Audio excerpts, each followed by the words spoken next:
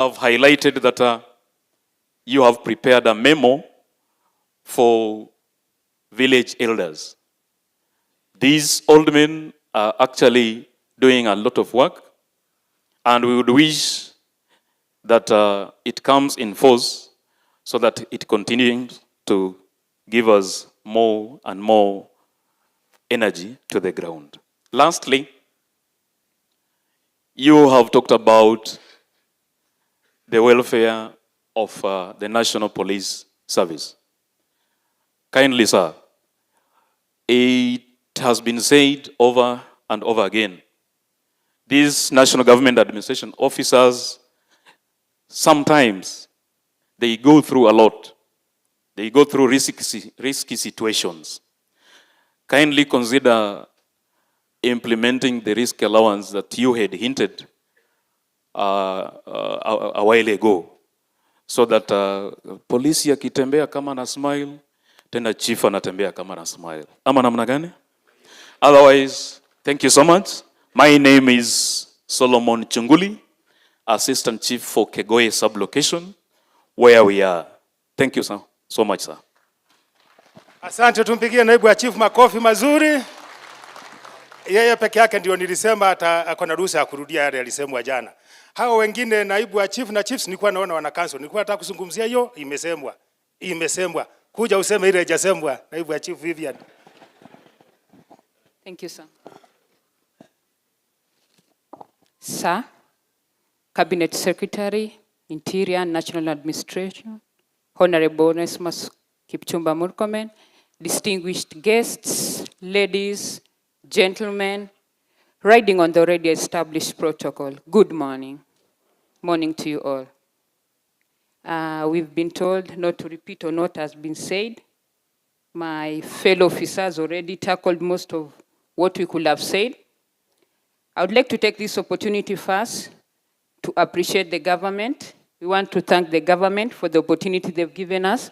As the serving officers, we want to take this with much humbleness. We say thank you, and we hold this position dearly. We are the physical government on the ground. Notably, we are also the first key stakeholders in the justice system. I'm glad, Honorable, you said that there's a memo you've already written to cater for the village elders. We look forward into that because we are working together with them to help deliver the government projects at the grassroots level. We also like to take this opportunity to thank you, sir, for the induction training that is currently taking place. Rightfully, my fellow serving officers said the first cohort is out, and we look forward to the second cohort joining.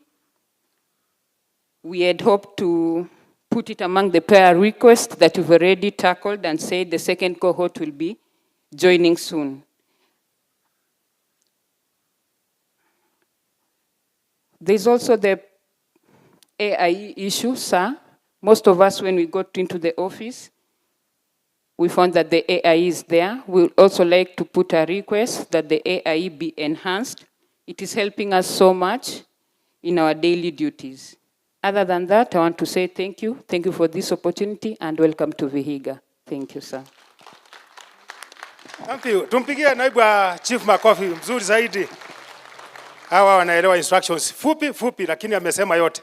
Haya chief, karibu. Tatuambia jina lako. Chief mwingine akae stand by hapa. Nafasi ni fupi. Thank you. Thank you, sir.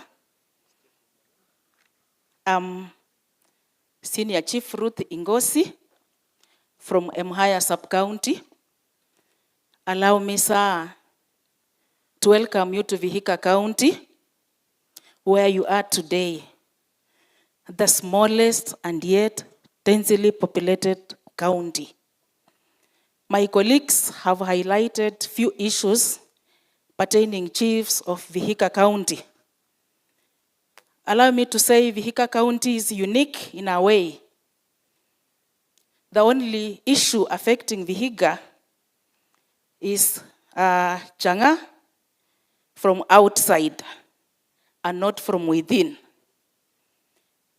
We are trying at our level best to fight it.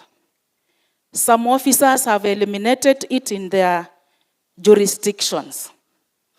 Others are working hard to ensure the mess is deleted completely within our areas. For those who have eradicated completely, I'd wish they get promoted instantly.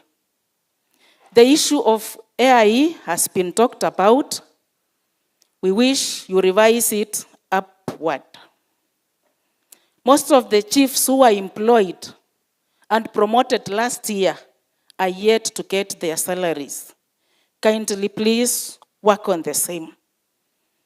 Our scheme of service is in place, a nice one in fact, but it's not well implemented. Kindly, sir, we beg that you implement it to the latter. The reason we are asking for the risk allowance is because some of us, like Mr. Agri, the chief who has just retired some last year, lost his tooth while on Changa raid, and nothing was done to him. Chief Henry Junguli alivunjika mguu. Nothing also was done to him. Tunaomba ya kwamba tukiwa raid, tukiumia while on duty, at least insurance it compensate. We are requesting for the Ngapu to enhance our services and to help us enforce the issue of Changa and other criminal activities within our areas. We want to appreciate the CDF. They have helped some of us to get offices. And some of the assistant chiefs and the chiefs are still working under the tree. Kindly please look into that. Finally, sir, Vihiga County has no principal chief. I pray that every sub-county should have one. We have chief like Senior Chief Elijah Ambuka, who was stagnated on that same job group for almost 9 years. He's almost exceeding service. Kindly consider him today because you have those powers. Not forgetting that, having looked at him, you'll also look at me, considering gender services. Thank you so much, and may God bless you. I'm Senior Chief Ruth Ingosi from Mbale Sub-County. Thank you, sir. Asante Senior Chief, apigiwe makofi afadhali. Haya, Chief, karibu. Sema jina lako kisha utuambie mambo yako machache kwa muda mfupi zaidi. Sio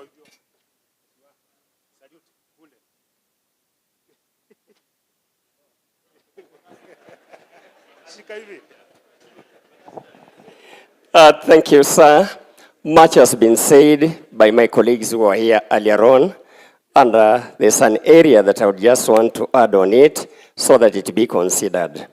Now, going with the request or with the President's directive that we increase the forest cover in our country, we've come up with every second Friday of the week as our climate change week. The only problem that we are still having, sir, is that sometimes when we want to ensure that we achieve the required percentage coverage of forest cover, we still have a problem of getting seedlings and also finances.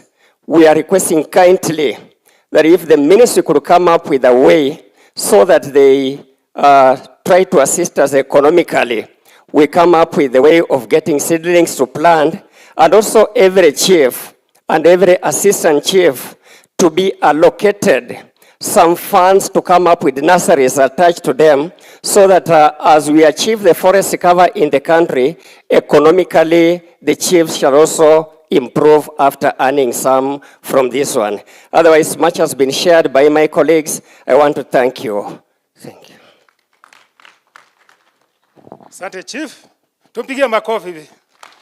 Amefanya vizuri kwa kuongea yote kwa kifupi. So waziri, kwa nafasi yako sasa. Just one. Kuna any other chief? Kuna kitu imezaulika for any a chief or an assistant chief? Mwenye angetaka kuongeza tu moja ama mbili. Kuna moja pale, utaletewa mic hapo. And any other? It will be brought to your seat there, it's okay. Yeah. And one more there. Thank you. Bwana Waziri, His Excellency the Governor, our honorable members of Parliament, all protocol observed. I'm Luceno Ruben, Assistant Chief Kipchekwen, Hamisi Sub-County. Bwana CS, I want just to put across one word, that you have your officers here, chiefs and assistant chiefs, who have been motivated to go back to school. And they have, most of them have earned diplomas and degrees. And it is upon their request that kindly, when you employ assistant county commissioners, you put them into consideration, or if there is any vacancies for promotions, you can consider them directly. That one, sir.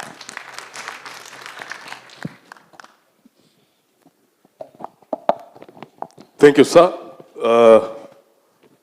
Just to add on what my colleagues have said, my name is Mbamba Clarence. I'm privileged also to have graduated the other day from the training college. And just to emphasize on what they've said, this government is so caring, and we thank the government for the initiative.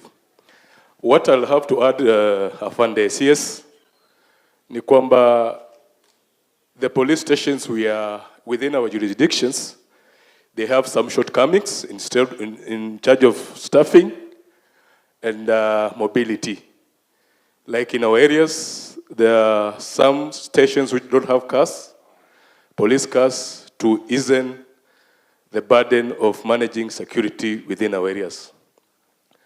And because you are the policy maker, sir, there is this issue concerning the penalties, because we are doing work on the ground, but when it comes to the penalties which are being given to the offenders, they are too lenient. Because of you are the policy drafters at the top, we would kindly wish that you put maybe a legislation in Parliament to at least stiffen the kind of penalties, especially for bang and alcohol offenders.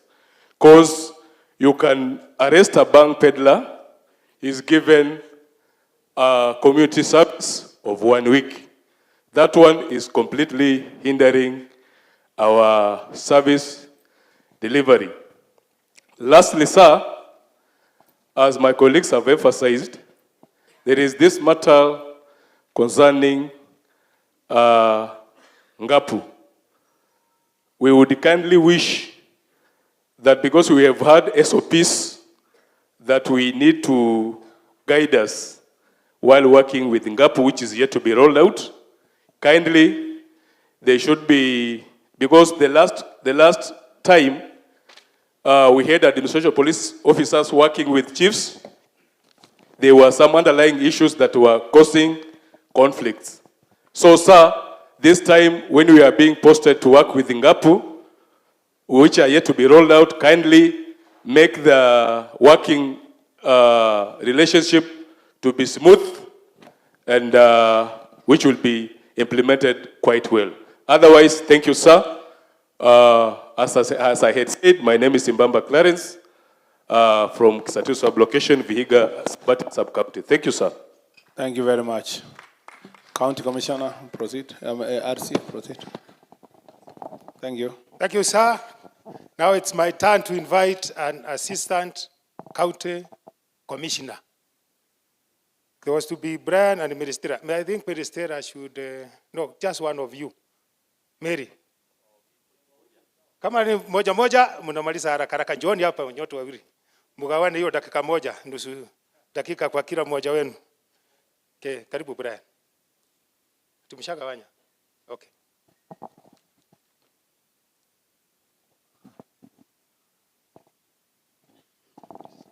Thank you, sir.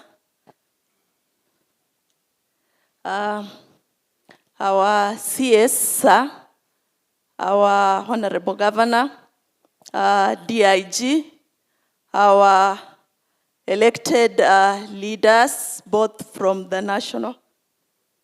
Oh, thank you. Protocol, all protocol observed. Sir, allow me to represent a very important cadre in the life cycle of our national administrator, that is Assistant County Commissioners. Sir, my name is Chitechi Mary Stella. I'm an administrative officer attached to the County Commissioner's office. And I want to take this opportunity to appreciate your coming to Vihiga County. It's actually a long-awaited day. We've been following up in other counties, Jukwaa La Usalama, and we've been praying hard for our day. Sir, as county commissioners, as assistant county commissioners today, we want to say thank you for the government of Kenya for the offer of employment. We want to appreciate that in the past employments, the government has been able to consider employing youthful assistant county commissioners. That is an indication that our government has trust in the youth of this nation. We really appreciate. In Vihiga County, sir, we've been able to work seamlessly in our various areas of jurisdiction, whereby we've been able to achieve a number of issues. We've been able to collaborate well with our counterparts from the county government. Those are county administrators in shared or rather cross-cutting roles. And today, sir, as I stand before you, I want to say thank you. Since you came into that docket, we've been able to realize a number of issues that have touched us.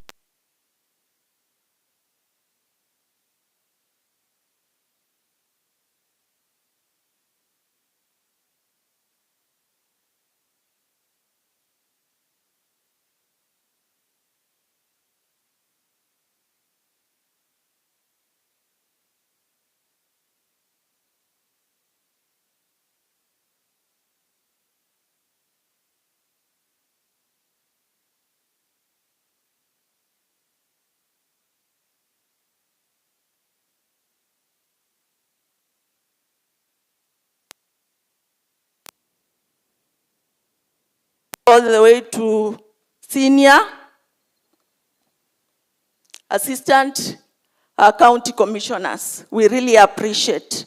Sir, we really want to say thank you because recently we received consignment of uniform in our county, whereby we are able to distribute, and our cadre is one of the officers that benefited. That's why we are looking smart today. Sir, we really also appreciate for the posting and employment of clerical officers. These officers have been able to be deployed to our various offices in the divisions, and we really promise that with them, we will be able to deliver our mandate without much strain.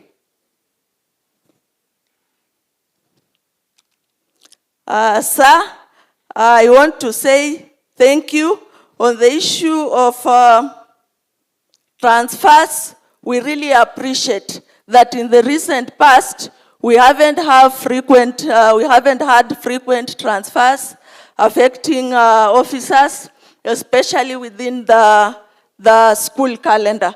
We really appreciate and request that going forward, you will consider that transfers come towards the end of the year, whereby schools are closed and our officers are able to move without much strain. Thank you, sir, for this opportunity. Thank you. Makofi, ameongea vizuri. Now, our brother, Brian, she has taken your quarter minute. You have a quarter left. Karibu. Thank you, RC. Sir, our CS, Governor, riding on already established protocols. Good morning. Yangu yatakuwa machache. Mary Stella alikuwa anaongea kwa watu ya ofisi. Sasa mimi nitakuwa na Kizungu na Kiswahili kwa niaba ya watu ya nyanjani. Afande, issue zangu ni machache, though weighty. Kwanza ni kushukuru. We've been doing well. You've given us service very well.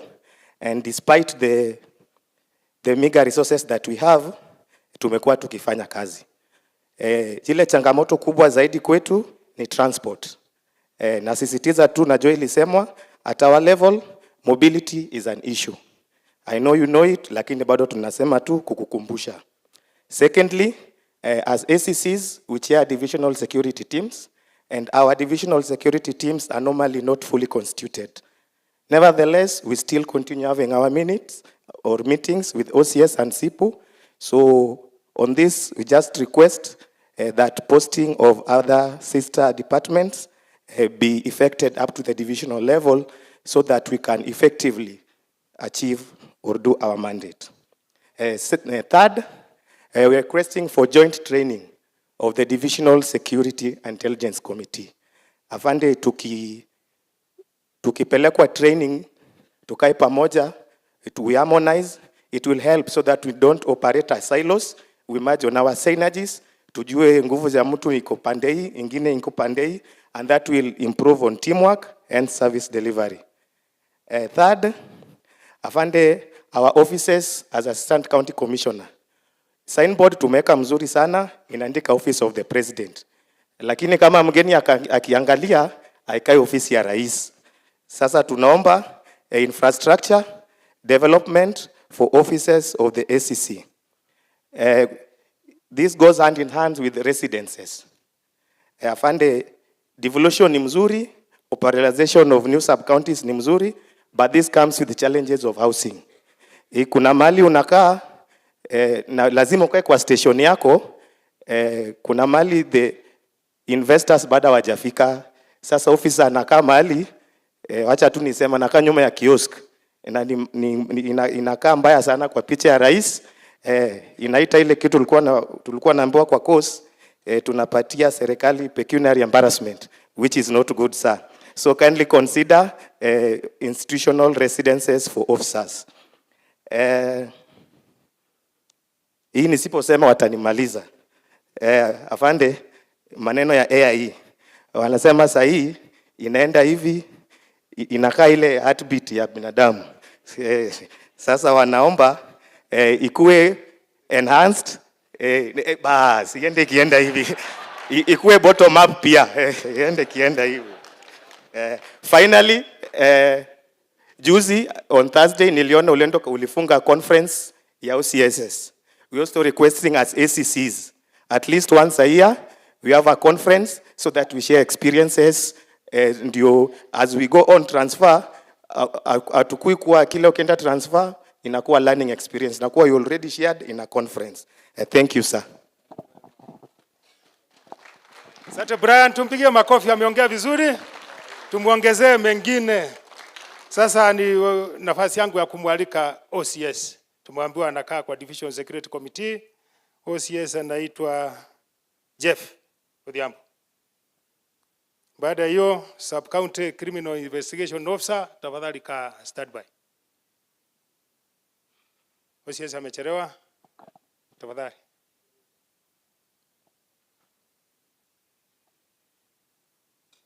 Karibu Brian.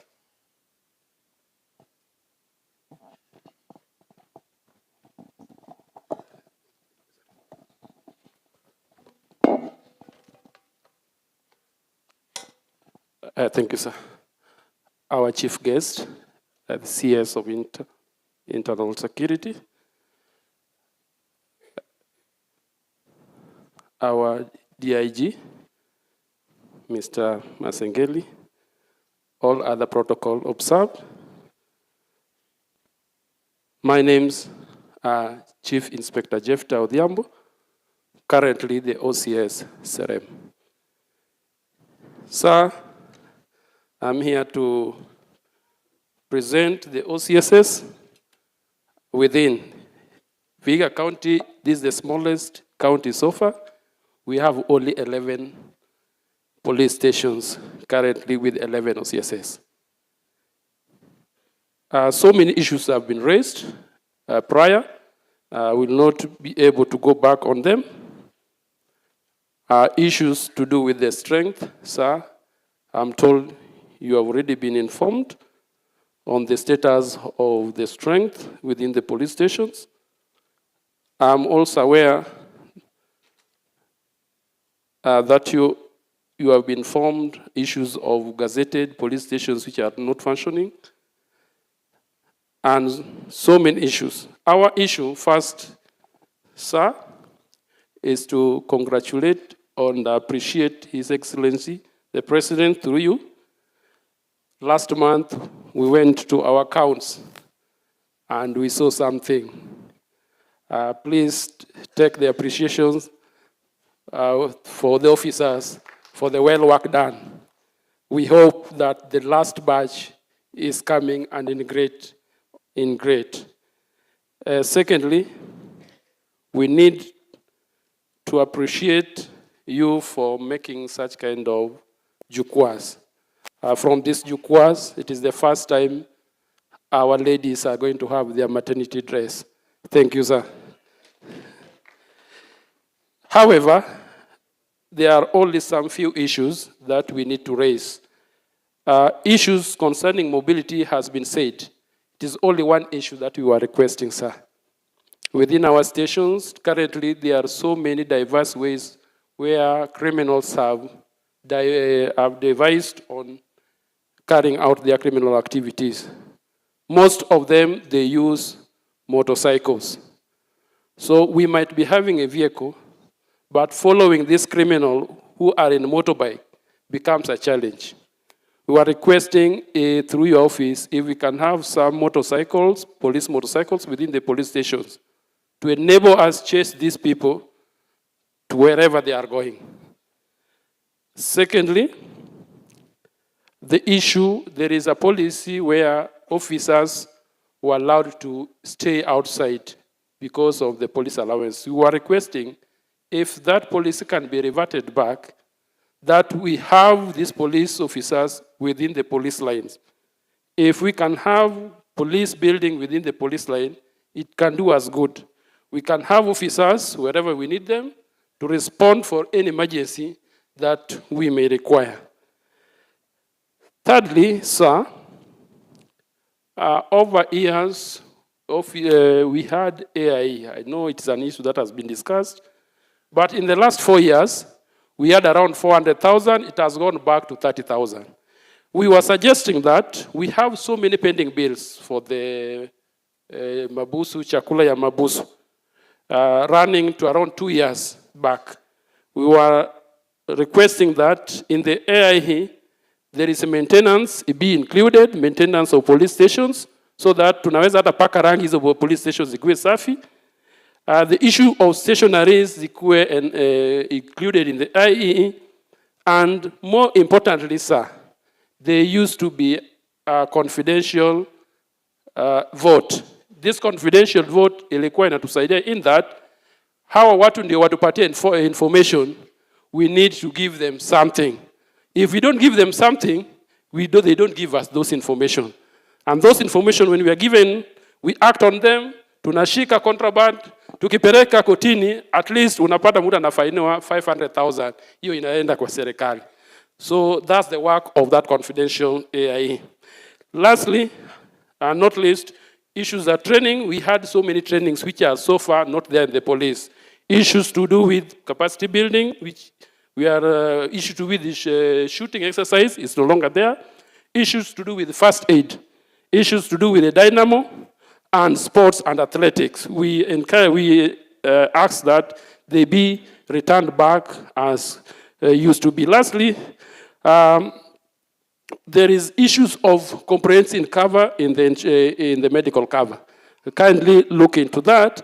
And the retirees who have been complaining to us, they are saying that they are not considered anywhere within the medical cover.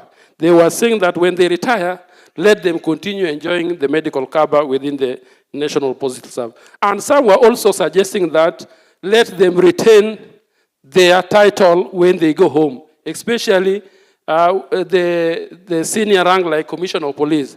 Let him be called a retired Commissioner of Police and enjoys that title until his death. Lastly, sir, is about those who are just about to retire. They were requesting that let a policy be formed that when you are just about to retire, you are allowed to go to your home county and work there as per your request. Otherwise, thank you, sir. I have no much. That's what we have for today. Thank you, sir. Asante OCS, tumpige makofi. Sub-County Criminal Investigation Officer, Sub-County AP Commander. Just before, kidogo tu. Because of the chiefs and assistant chiefs, the OCS has also, all of you have not said a few things about the security challenges, apart from the operational challenges, which is still, of course, affecting your security. But I still want to hear something about the crimes and those things. Nobody wants to touch them. Gangs, banks. No. Is there an OCS who would like to say something? Of course, tutasema baadaye na viongozi, but I'm just saying, is there an OCS who want to address any challenges on the security issues? Yes, you can do it from there.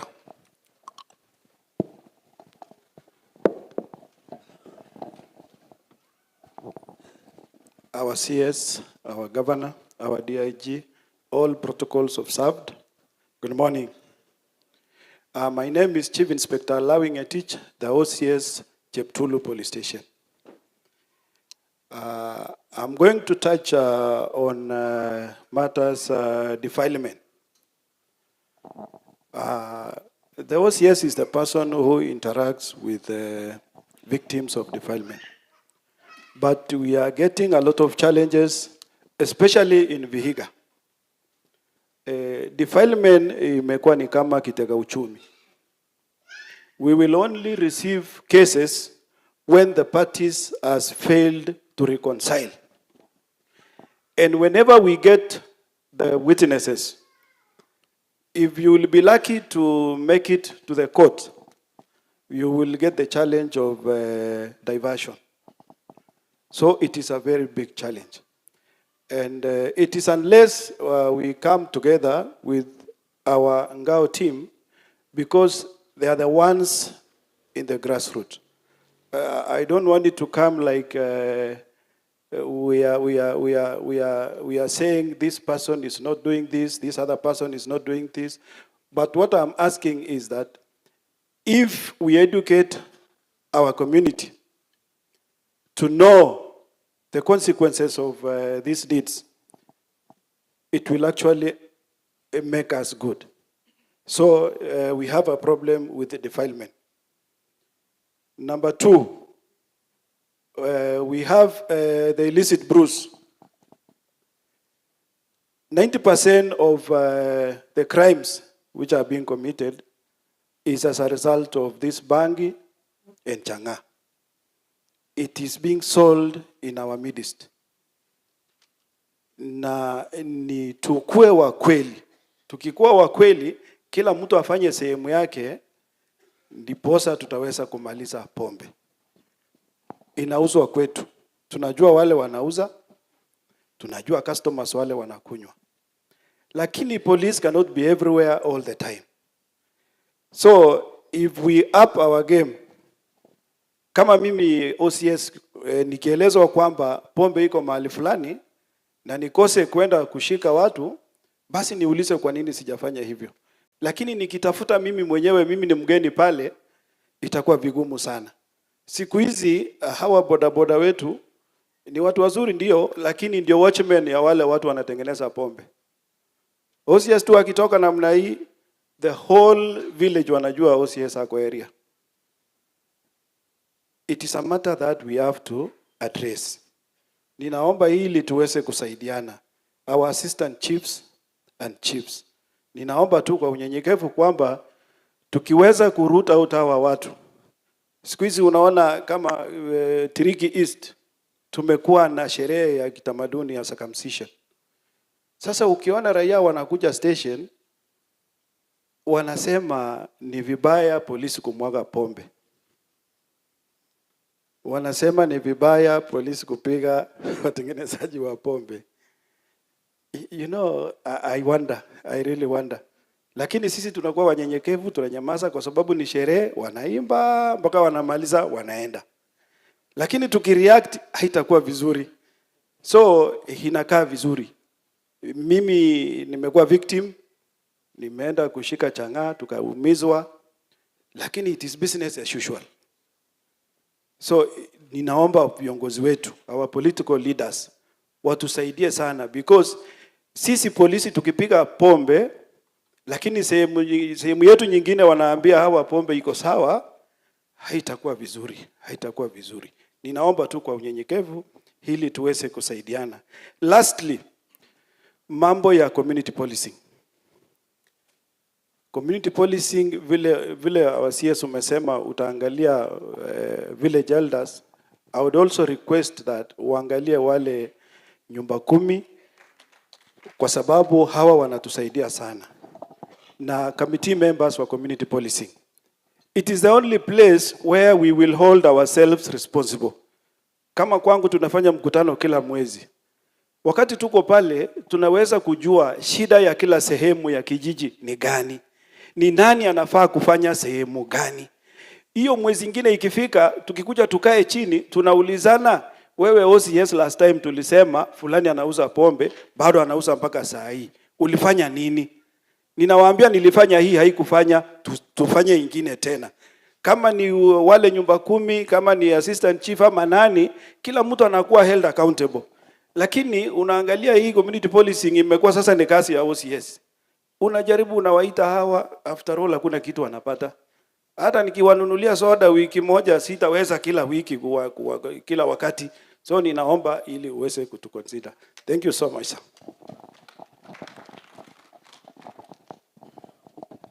Thank you, sir. Now, please hold. Kidogo tu. Traffic base commander, tafadhali, it is your turn. Okay. Then after that, it will be the criminal investigation officer, then the AP commander.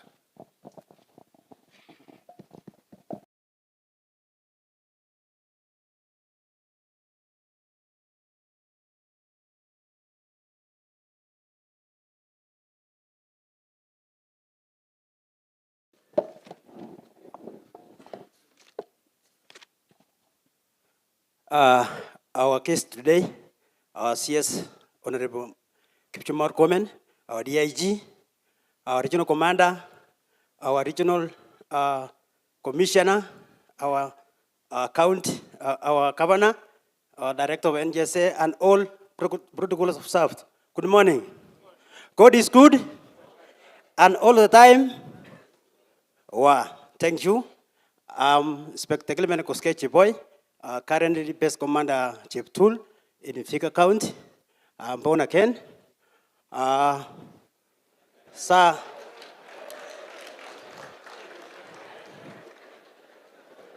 yes, we have to see code first, so other things to follow. Matthew 6, verse 33 to 34. Sir, I have some comments to say today. Sir, I hope corruption is in the public domain, but sir, we have some measures to cover it, sir. First, sir, we have to enhance transparency and accountability, that is e-government, and open a data to move process to transparency online system, and to make data accessible to the public to reduce opportunity for illicit transaction. Hiyo tukiweka hii maneno hii ya kurusha mkono kukunja itakuwa sasa. Another point to to monitor and analysis, that is to implement regular monitoring analysis of corruption within the department to identify patterns and areas for improve, like SAGOs. So we have SAGOs like North Rift, Great Rift, Kangaroo SAGO.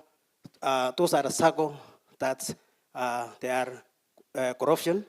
Zone of no corruption, there is no giving any money on the road, because if you enter into North Rift or Great Rift, immediately if you have pay your money, the driver will proceed to exchange to Nairobi without any engagements of corruption on the way. So I like other SAGOS members to follow the suit to implement or to copy the style of North Rift and other SAGOS, so that we avoid this corruption in traffic department. So another one is also legal and ethical framework to create and enforce strong laws, regulations that define and prohibit corruptions, ensuring accountability for offenders. Another point, sir, is institutional reforms to strengthen the department's capacity to prevent and respond to corruptions, ensuring ethical leadership is central to the culture. Hiyo tukimaliza utaona corruptions kwa the boss. Also to promote public engagements and participation, citizens and stakeholders participation in following the public and civil society organization in efforts to combat corruptions by giving them platforms to report issues and all authorities accountable. Sir, we have also challenges in the department. One, poor road design. Nowadays we have the volume of vehicles going up, and we have narrow street congestion. For example, in these roads of Western, especially Machengo, Kaeka, we have traders encouraging on the road. Also tuk-tuks are there, and traders, and also pedestrians walk. So, sir, I was requesting the roads to be designed in a way to expand so that pedestrians will have their way, and also traders will have their place to sell their wares. Also, we have challenges on our roads, sir, not only in Vihiga, also in Kipkaren, we have that bridge. The bridge was filled some years back ago, ndio tunaita Silisopendwa. So 2 vehicles cannot overtake each other in Kipkaren River and also Jimoisa. Sir,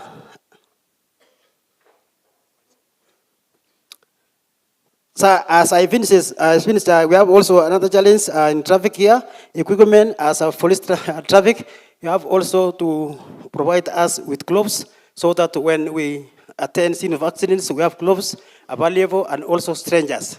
So you can find an accident at the night, and the strength is not enough. So it is good to have that strangers and gloves. So we look better work like the Red Cross, and also we have those clothes to prune the bronze like nurses and doctors, so that when you lift somebody who is bleeding, it will prevent. And also construction delays on our roads, sir, sometimes can cause road accidents. So those who contractors that have taken those tasks to finish in time. So we have also in traffic department, we have what we call stress in human interactions. Sometimes you can deal it with road drivers or riders. Sometimes you visit the scene of accident, you find that the rider and his group have come up and take away the motorcycle, so that evidence or other things it will hinder the effective work of traffic. So we urge all drivers respect the police, because they are your brothers and sisters. Accidents cannot define who is who. With that, sir, I say thank you, and also we appreciate the tokens that you gave us, sir.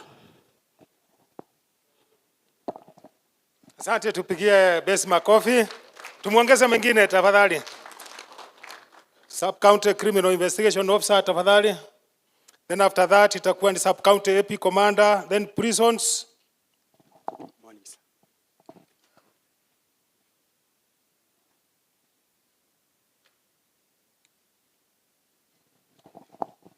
our CS, sir, our county governor, Vihiga County, sir, our DIG, sir, and riding on the already established protocols, I'm here to represent the sub-county criminal investigations of this county of Vihiga.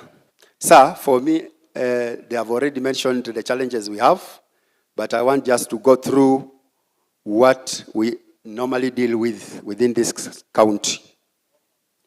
Sir, we have cross-cutting crimes that cut across Vihiga County and other neighboring counties like Kisumu, Siaya, and Kakamega. We have theft, stock theft, which is a menace, but we have tried to control it. We managed to arrest suspects who normally operate using vans. You might think that is a matatu passing, but they have put inside that vehicle like 8 heads of cattle. That one we have solved, particularly within Luanda. We have robberies, bank robberies that also cut across our county and our neighboring county. For example, there is a case that emanated from Bungoma County, and we had a contact with suspects within Mbale, within this count of ours, and we have tried to control that one. There is this theft of transformers and electricity cables. We have also managed to have information and curb that one. There is this issue of murder cases that we investigate, and wananchi are here, sir. When we investigate a case, we complete a case, and the most important thing is a postmortem. These wananchi, sir, they refuse for their members of public to do postmortem of the victims. So it is a challenge to us how to undertake our cases. So it is a very serious case that they should cooperate with us. In case there is a murder case that we carry out postmortems. Then there is this case of contraband goods, sir. These contraband goods are coming from our neighboring counties, especially Busia County and others. For us to deal with these contraband goods, sir, so that we cannot be singing every day about these contraband goods, I suggest, and the DIG, Mr. Masengeli, is here, sir. If we don't have in this county any formed up unit, for example, the SOG, you know how it operates. We request that let it be brought in this area, and it will bring sanity to this area. These contraband goods, changa, sijui mizigo imeibiwa Busia inapita hapa, it will be a thing of the past. So we are requesting, sir, kindly bring a formed up unit, the SOG. Let it not be remain in Marsabit and those areas only. Bring it here, and it will assist us to deal with these crimes. Otherwise, finally, members of the public refuse to go to court. You have finished your file, you have taken suspects to court, then at a certain point, they refuse to come and testify in court. That is also a challenge, and we are seeing that we are not working. If they are advised that they corroborate with us, they give evidence in court, then we shall be done. Thank you, sir, and have a nice day back to Nairobi. Thank you for being brief. Sub-County AP Commander, I asked you to come. Wewe unakaa hapo tu, ungekuwa umeketi hapa sasa unapoteza muda. Haya, prisons ndio atafuata. Tafadhali, you should also be here. Officer Wajera mwenye ataongea. Thank you, sir. My name is David Komen. I'm here to represent the sub-county AP commanders, Vihiga County. So because of the interest of time, I think I'll be brief because other issues have been mentioned by my colleagues. So as Administration Police Service, we embrace and complement other multi-agency services within our nation, and also within the national and the county governments to implement their services. Other is kwa mambo ya critical infrastructure protection unit. Sisi saa tuko na challenge kidogo kwa sababu mambo ya strength, lakini mambo ime mentioniwa.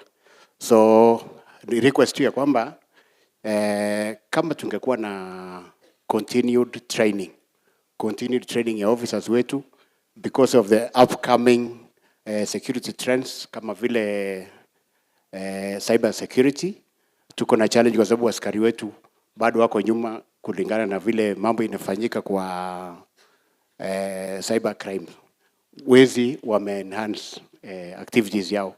So ningesema kama ile training sasa inafanyika, especially kama kwa mfano saa hii tuko na kozi ya Mbale na APTC na tuko na watu ya DCI. Kama saa tungepata training ya ku-enhance knowledge ya mambo ya cyber security, tungekuwa tunashukuru sana. Challenge pia ya manyumba saa, askari wetu wanaishi remote areas, wanaishi mbali, na tunge request kwa mambo ya inaitwa affordable housing. Wakijenga wana consider tuweke watu wetu pale moja kwa moja, so that for command and control wawe wanapatikana kwa urahisi. Alafu recreational services pia askari wetu wawe mahali ya kutrain footballs na volleyballs na mambo mengine. Other is National Police Service. Tunashukuru sana, tunaongea kama teamwork within county yetu ya Vihiga na nation pamoja. National Police Service is reading from the same script. We are one team and tunashukuru sana sa. Tunashukuru sana ile password ulichopatia sisi kwa payslip. Tunasema asante, tuna appreciate and we are looking forward pia kwa hii recruitment nakuja. Vijana wetu watapata kazi, wananchi wapata services na pia services yetu to enhance. Others ni hayo tu sir. I thank you. Thank you. Tumpigie makofi. Baada ya ofisa wetu kutoka Ajera, tutamngojea Sub County Police Commander. Tafadhali. To our chief guest, Bwana CS, our beloved governor, DIG, and all protocol of SAB. I stand here on behalf of Vihiga Prison to welcome you in Vihiga County. First and foremost, I would like to thank you for the efforts that you have seen. My name is Naftali Odera. I'm Inspector of Prison. I work in Vihiga. First and foremost, I would like to thank you for the efforts that I've seen or we've seen you making with regards to implementing the task force reforms. As a department, we've seen improved in stagnation, where officers in our prisons have been given ranks, have been promoted to other ranks in various ranks.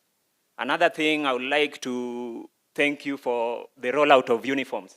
Just as you said, we've seen several officers, especially in our prisons, we've got new uniforms and even others are being rolled out.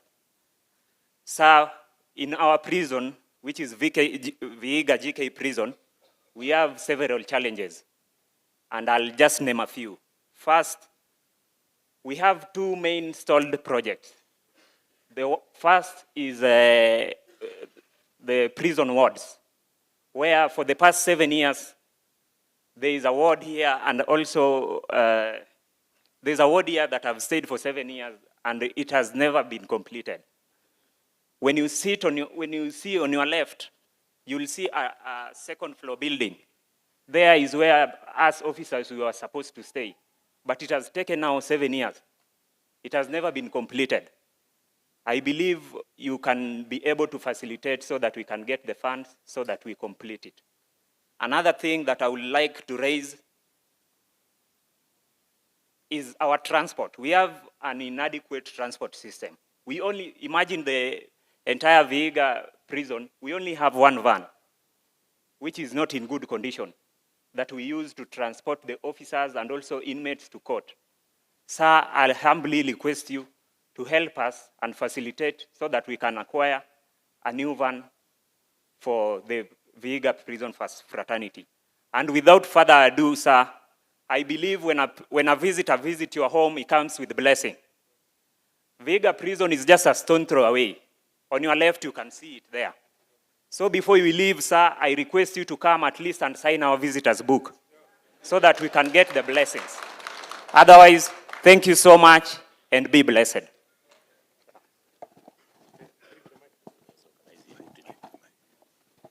Thank you. Tumesikia kutoka kwa ofisa wetu wa magereza. So after sub-county police commander, deputy county commissioner, tafadhali be here on the standby. Asante ndugu yangu.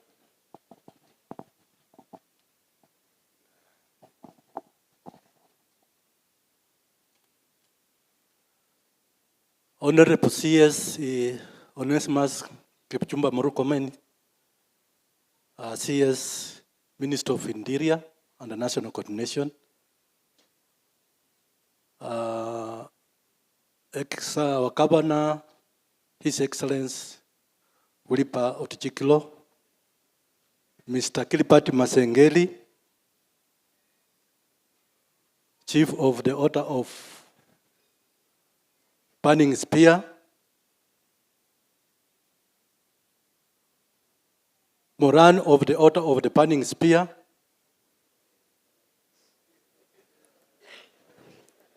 Silver Star, you know I'm thinking, Silver Star, Order of the Grand Warrior, Certified Fraud Examiner, members of the Parliament present, women rep, and all of protocol observed, members of the public, both our colleagues from other agencies, and members of the police service. Good morning. My name is William Sirengo, currently the Sub-County Police Commander, Vihiga. And you will allow me to mix Kiswahili and English so that we can be on the same page. First of all, sir, I want to join others in welcoming you to Vihiga. And I want also to point out that the issues we are raising here is cross-cutting. These are the same issues. When you go to other areas, they're the same problems that affect our operation. I've been listening. I don't want to repeat what has been said. I want to talk about the issue of uniform. It is true we receive uniform, but it is not enough. And we request that we be supplied with the same on time, and it should be of good quality so that when we exchange, it at least takes some time before you get the other one. Apart from uniform, I want to talk about modern equipment and the tools that we use to during our operation or our work. I'm reminded that one has been said. Now I want to say something to do with wananchi. When somebody dies or is killed or a murder is committed or somebody commit suicide, we must conduct post-mortem. And when we do that post-mortem, there's a fee that the family of the deceased is supposed to pay. And it is going about 15,000 to 25, whereby most of the families cannot afford. And we have the members of public, governor, members of parliament, CS is here. We request those families to be assisted. If possible, if SHA can pay for the same.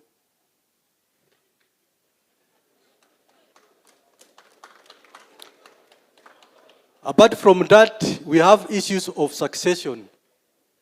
Succession when somebody dies who is a husband. and leaves a widow. We normally receive several cases, complaints from widows who complains that they are being disturbed by their brothers-in-law and whatever. Cases like damage of their property, damage of the crop.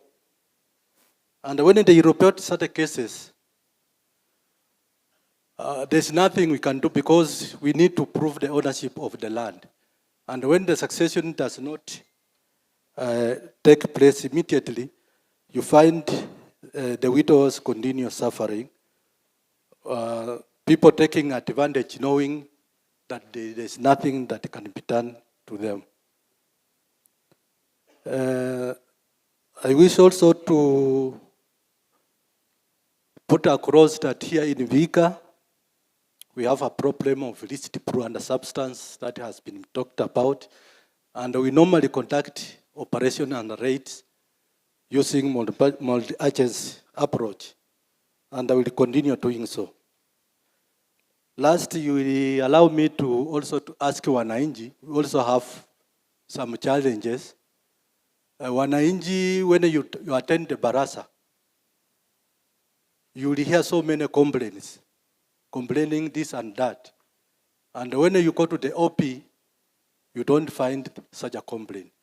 And I want to advise that it is good when somebody who commits a crime or you are wronged, it is good to report to the police so that it is recorded in the OP. Then the investigation commenced from there, and later on, that person can be taken to court. With that few remarks, let me end there, and thank you. And once again, welcome. Thank you, sir. Asante Commander. Umeenda bila kusalute, lakini sawa tu. Asante. So as we usher in the Deputy County Commissioner, we want the following people to be advancing to the frontier. Kuna Kraje, wanajijua, mtu wa bodaboda, viongozi wa wanafunzi from Kaimosi University and National Polytechnics, Kaimosi National Polytechnic and the Peace Committee. Please come here. Okay, karibu, wana DCC.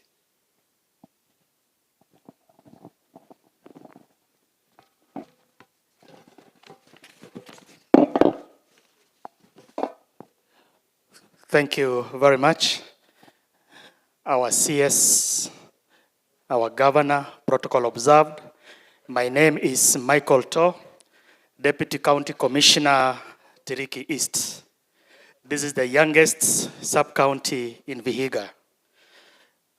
I want to thank you so much, and on behalf of the Tiriki East community, for this sub-county. However, sir, the sub-county has a lot of challenges. As I speak, I don't have substantive sub-county security committee. I request, sir, you do that for me. Secondly, sir, offices. The sub-county has no physical office. I'm using the office which was used by the assistant chief. Yes. Thirdly, all the deputy county commissioners, we have challenges of vehicles. We don't have vehicles. Even the East has no vehicle. Also, there is this issue of office amenity, electricity, which is paid from Nairobi. Most of the offices have been disconnected with power because of delay payments from Nairobi. So we request that they should be paying promptly so that we are not inconvenienced in giving out our services. Also, on the same note, office equipment like computers, printers, we don't have in our offices. So we request if we have the AIE for development and innovation, can be able to replace the ones that have not been given.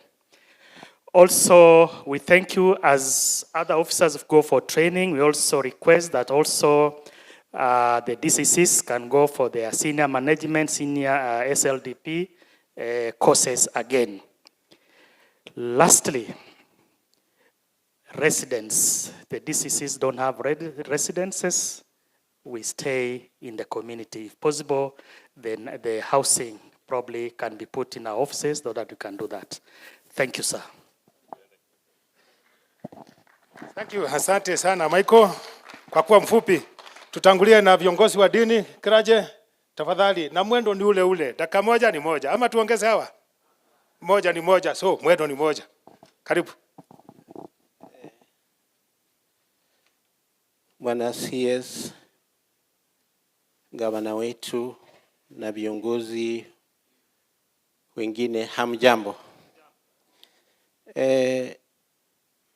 Viongozi wa dini na serikali wanafanya kazi pamoja.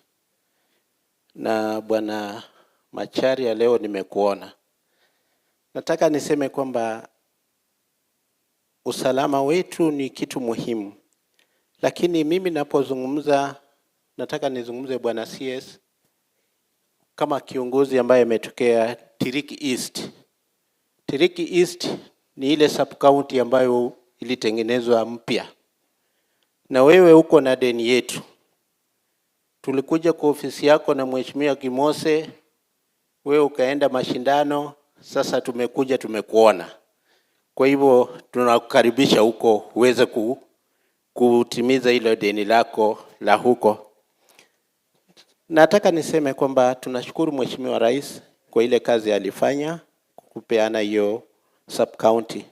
Na tena tuseme kwamba kuna tabu vile DCC amesema, lakini nimeona kuna tabu moja ambayo kitu ya mining. Mheshimiwa Governor, ni maajabu uone mtu anatembea kwa nyumba yako na wewe uko ndani, anapita chini chini. Sasa hili sijui litakuwa namna gani. Hilo nimeliona huko kwamba usalama mahali ambapo gold zinachimbwa inakuwa ni hatari. Mmeona mahali kama kule Kongo. Jambo lingine ambalo nimeliona huko ni kwamba kuna shamba ya prison. Sijui liliwekwa huko kwa nini. Nimeona watu wanataka kugrab, watu wanagawana. Bwana CS, kama ni majengo iwekwe hapo, kama ni jela iwekwe hapo, lakini hatutaki kufunga watu. Nataka watu wabadilike. Hilo nimeliona hapo. Kwa hivyo kama lileweza kushughulikiwa itakuwa mzuri. Swala la title deeds. Wale watu walitoka hapa wengi walienda kule Shaviringa. Swala la title deed, Bwana, jaribu uzungumze na mwenzako muweze kupatia hao watu title deeds ili wahisi kwamba wasikuwe squatter katika kaunti yao. Kwa hivyo wapewe hiyo title deeds. Jambo lingine ambalo ninataka nizungumzie ni kwamba bila amesema kweli hakuna gari huko. Na gari. Kwa hivyo lishughulikiwe. Mwisho sana. Nitampatia. Mwisho sana Mheshimiwa CS, Tiriki East inakuwa ndio iko na university peke yake kaunti hii, Kaimosi University, na nimeona watoto wamejaza, tena National Polytechnic iko huko. Nahisi kwamba kama Mheshimiwa Governor, lights ziwekwe na nini hizo ziweze kushughulikia usalama wa huko, itakuwa mzuri. Nataka niseme kwamba kuna mambo mengi, na mwisho ni kwamba mahali popote watu wanajazana huwa kuna vitina. Kwa hivyo waangalia vitina isikufikie mahali ambapo haitakikani watu wakaandika mambo ambayo haistahili. Nafikiria zile sub county, zile sub-location mbili ziweze kuwa operational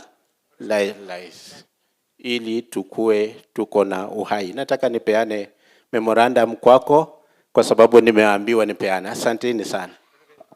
Very good. Watu wa Kiraji wanasema wawezi wakilishwa na mmoja. Karibu kwa kifupi sana tafadhali. Asante Bwana Waziri na gavana wetu na waheshimiwa wote na protokoli yote ya serikali pamoja na wananchi na watawala wetu. Bwana Yesu asifiwe. Yangu Bwana Mheshimiwa, asante kwa matembezi mnafanya, inaleta utawala wa serikali karibu na wananchi. Pongezi sana kwa jambo hiyo. Kwa majina mimi ni Archbishop John Chabuga kutoka kwa kanisa la African Divine Church hapa nchini Kenya. Sisi kama makanisa tunaomba sana ile mpangilio ya kuregulate churches, kwa sababu kuna watu katika makanisa wanaharibu sifa ya wachungaji.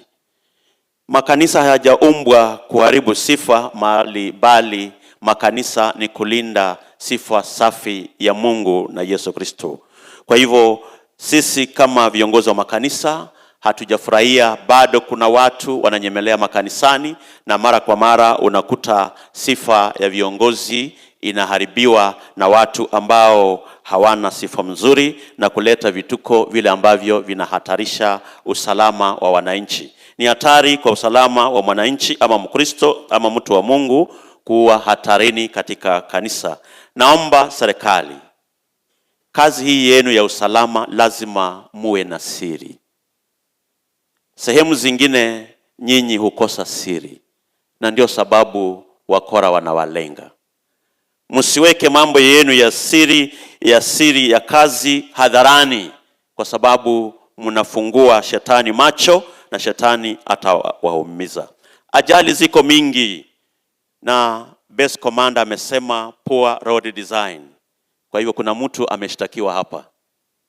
Poor road design tafadhali inaleta ajali mingi. Mpaka saa hii unakuta tumepoteza watu zaidi ya 4,000 kuanzia Januari mpaka sasa. Hili ni jambo linaweza kukamilishwa. Mimi najua serikali vile mmekaa hivi, mkiamua kulinda usalama, nina hakika hakuna kitu kitatuharibikia.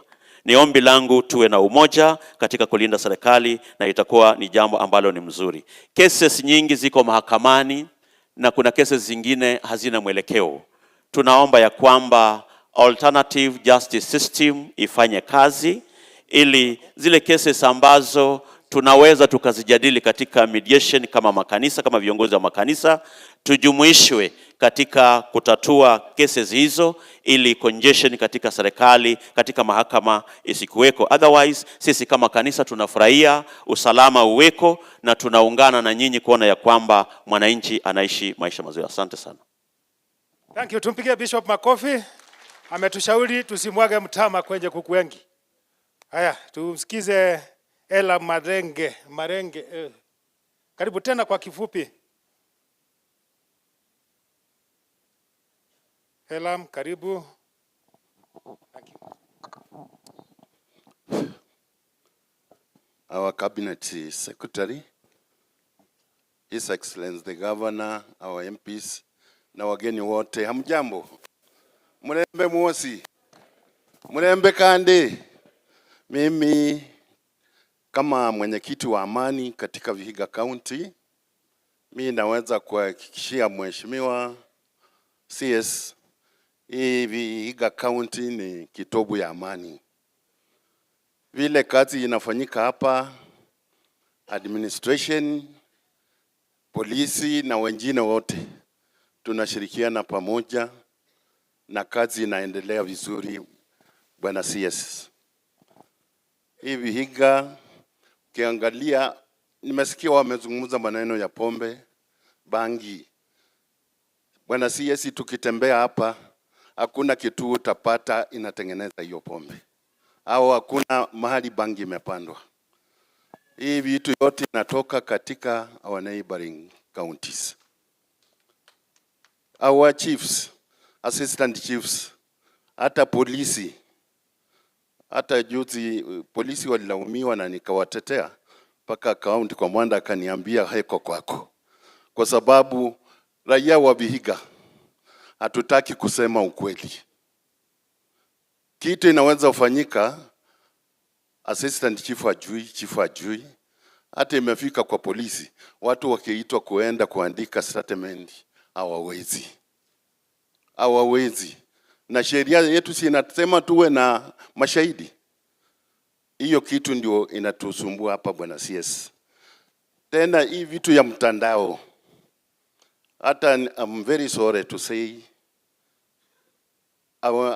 I'm from Sabatia, but nimeona kitu kwa mtandao ambao wanasema our MP amefungua police station nyumbani kwake.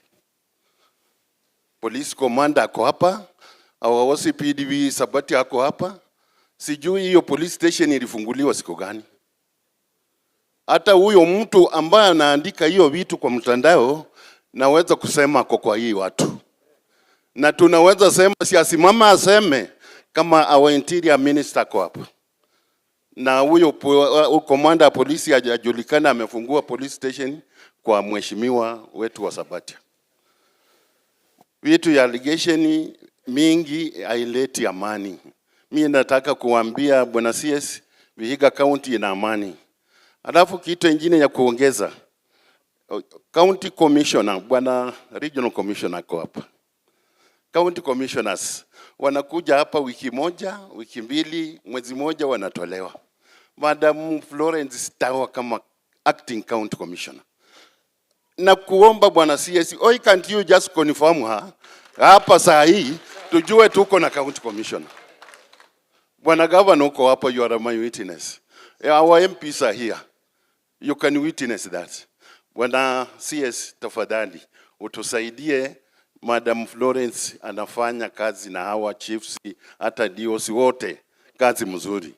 Kwa hayo yote ni mengi, lakini simbarikiwe na tuombee serikali yetu tuwe na amani. Tumpigie makofi. Bwana Elam ameongea, ni mzee wa Peace Committee. Tusikie Jensi Lucy Mbugua, Kaimosi University, kisha atafuatiwa na Godfrey Matanda wa Kaimosi National Polytechnic. Pia kwa kifupi.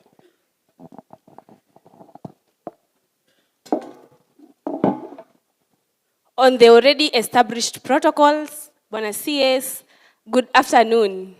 I also want to recognize my DVC, FND, and our Dean of Students. They accompanied us here.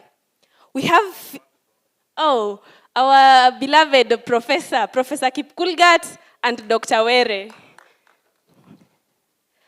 I'm called Lucy Wanjiru Mbugua. I'm the Vice President, Kaimosi Friends University, and also want to recognize other student leaders who are in the building. And thank you, Bwana Waziri, for inviting students to these platforms. Our pressing issue as comrade, we have a road from Chavakali to Junction. Bwana Waziri, that road has killed many of our students. Last year, we did maandamano. The governor is here. He promised to tarmac the road, but up to now, the road is not yet tarmacked, and we are suffering. The same road is full of dust, so we have very many students. Most are asthmatic, so they're even fainting while going to school. Bwana Waziri, we have a very serious issue of drug abuse. Because we are a university, most of these wangwanas has talked about iyo changana, hizo pombe raisi. They are affecting our students at Kaimosi Friends University, and we want to know what measures are you taking to prevent it. Bwana Waziri, there is another issue of most of us, most of the students, we are facing online issues, cyberbullying. Those are insecurities that they are giving comrades sleepless nights. What are you doing about it? What is your ministry doing to make sure hizo vitu hakuna? We are also requesting for street rights. Our university is the only university in Kenya that is located in the equatorial forest. So it means our students are walking from the university through the forest to their homes, but we don't have street rights. We have talked with the governor, he promised, tunataka kujua leo. Bwana Waziri, this Jukwaa La Usalama is bringing a very good, you see, we are expressing our issues. So Bwana Waziri, we are also requesting we have an innovation called Jukwaa La Usalama app. So as students, we can be reporting our issues to that app so that you can be getting them directly. The app we had highlighted, but I'll just say under that app, we want to request for us to report sexual harassment, assault from the student. You know, currently, this is the government that is only admitting students who are under 18 to campus, most of them. So we want those cases, because they are many, we want to report them through the app. Then as I finish, Bwana Waziri, you know you are the Gen Z stylish Waziri. So we were requesting, if you can engage us youths to be part of the people who are promoting peace and security in the region. Thank you so much. I have a comrade from Maseno. He's so pressed. Nikitoka pata ninyonga. Thank you. Waziri Murkomen Kipchumba, our Governor Vihiga County, Your Excellency, all protocol observed. Good afternoon. I know most of you are comrades at one point, even including Waziri. So when I say comrades power, you say power. Comrades power. My name is Paul Samuel Wakili. Paul Samuel is a student leader at Maseno University. I know most of you are wondering, why Maseno here? Maseno University, part of it is in Vihiga County. Waziri, we are requesting as a student leadership of Maseno University that we have been facing a lot of insecurities in Maseno, and we have been identifying that the hotspots of these insecurities, most of it comes from Vihiga County. That including Mabungo, Luanda, and all other places. So we are requesting that as a ministry, please intervene so that you help us as student leaders to have what we call a strong collaboration with the local officers or security agencies in Maseno University. Lastly, Waziri, we are trained currently as peace promoters. I know you have interacted with USPAC. We are recently have initiated what we call Jukwaa La Usalama, so that we are engaging Jukwaa La Usalama also, so that we help to promote peace. So we are asking kindly, Waziri, help us so that at least we have what we call joint sensitization forum, so that we enhance security in our universities. We know safety for students is important as far as academics is concerned. Waziri, sijai kuona tangu nizaliwe, sinisheke mkono yako, asante. Vijana hawa wanaitwa Gen Z. Karibu kutoka. Hakukuwa nafasi ya profesa hapa. Tunataka tuongee na wanafunzi. No. Kese leta. Wait, we are talking to students. Wanafunzi karibu. Thank you. Honorable Cabinet Secretary, Interior and Coordination, our DIG, His Excellency the Governor, Deputy Governor, Mama County, distinguished guests, ladies and gentlemen, good morning. Oh, sorry. Good afternoon. Allow me to recognize the presence of my Dean, Madam Masi Muraran, from Kaimosi National Polytechnic, and also accompanied with them are my colleague, student leaders. Please say, just stand and wave. Those are leaders from Kaimosi National Polytechnic. Oh, Bwana Waziri, I really appreciate the fact that the government of His Excellency, President William Ruto, is really concerned about the needs of his people and the needs of students. Firstly, that goes to various activities. For example, recently, initially we were Friends College Kaimosi, but we had luck. We are now Kaimosi Friends National Polytechnic. Makofi kidogo. Also, you remember my sister from Kafu was here. They were also a college, but they are now a fully fledged university. That's a good move by the government of His Excellency President William Ruto. Secondly, I really like to appreciate the fact that the Cabinet Secretary has decided to organize county tours so that anajua kwa grassroots tuko na nini, as in the issues affecting mwananchi, common mwananchi on the ground.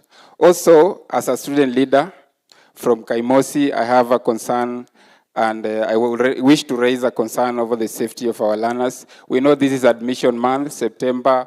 Most of the institutions are doing admission, and people are coming in numbers. Most are settling in schools, and others are settling outside.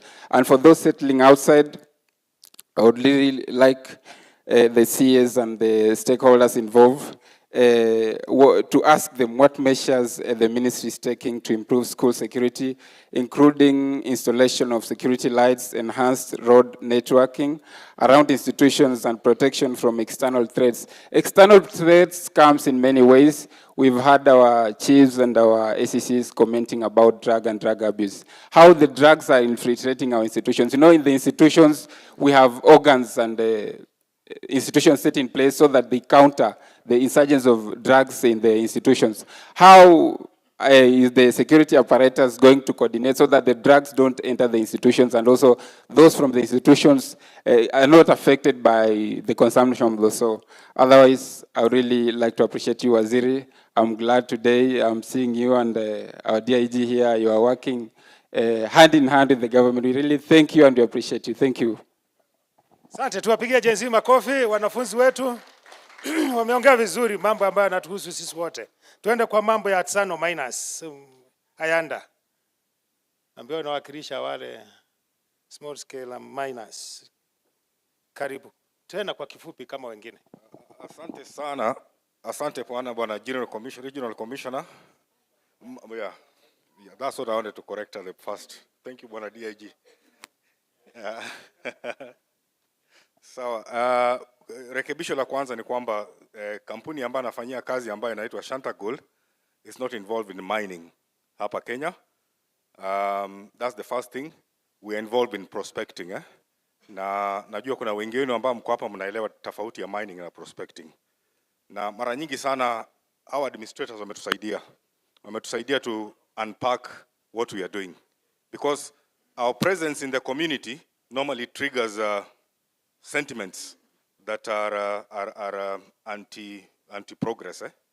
But administrators hapa, kuanzia kwa regional level, county, mpaka kwa sub-county, chini, mpaka kwa assistant chiefs, we have been working hand in hand with them. Wametusaidia. There are so many challenges tunapitia, lakini tunajua kwamba the government is aware of these challenges. What I would just request Waziri ni kwamba na DIG ni kwamba hizi challenges ambazo tunapitia kama kampuni wakati tunafanya hii prospecting, dig deep into it. Some of those challenges, they are presented as community challenges, lakini sio community challenges. Kwa hivyo nafikiri hapa mtatusaidia, manake hii ni kampuni ambayo inaamini kwamba kuna wakati moja dhahabu itapatikana hapa Vihiga ambayo itabadilisha economy ya Vihiga, Vihiga, economy ya Kenya na economy ya wananchi ambao wanatoka hapo mahali dhahabu imepatikana. Hilo ndio kusudi la hii kampuni prospecting. Asanteni sana. Thank you Shanta Gold for that presentation. Hao sio at Tsano, by the way. These are commercial miners. At Tsano county wamesema. Sasa tuite vijana wa boda. Franklin tafadhali. Franklin Muchina. Thank you. CS, I want to ride on the protocol that has already been laid, and His Excellency the Governor. I'm Franklin Muchile, representing Boda Boda sector. I'm the chairman, Vihiga County Boda Boda Association. With me also, we have Vihiga County Boda Boda SACCO chairman, and we have Clarice Muganzi representing the interests of women in the Boda Boda industry. Hamisi chairman, Walter Kegode, thank you, they are with me here. Waziri, hii serikali yetu ya hasla, sisi tulikupenda wakati kwanza ulikuwa kwa sekta ya transport. And we met you, this is the third time I'm meeting you. We were at KICC and you know what happened. And you said you are going to streamline this sector because you exactly know what happened. Si vizuri nikisema mbele ya wangwana. And you came up with the county transport committees. I think you are at the better place now to implement that. It is not working. The cities, I think they are not working. So you are at a better place now to implement them.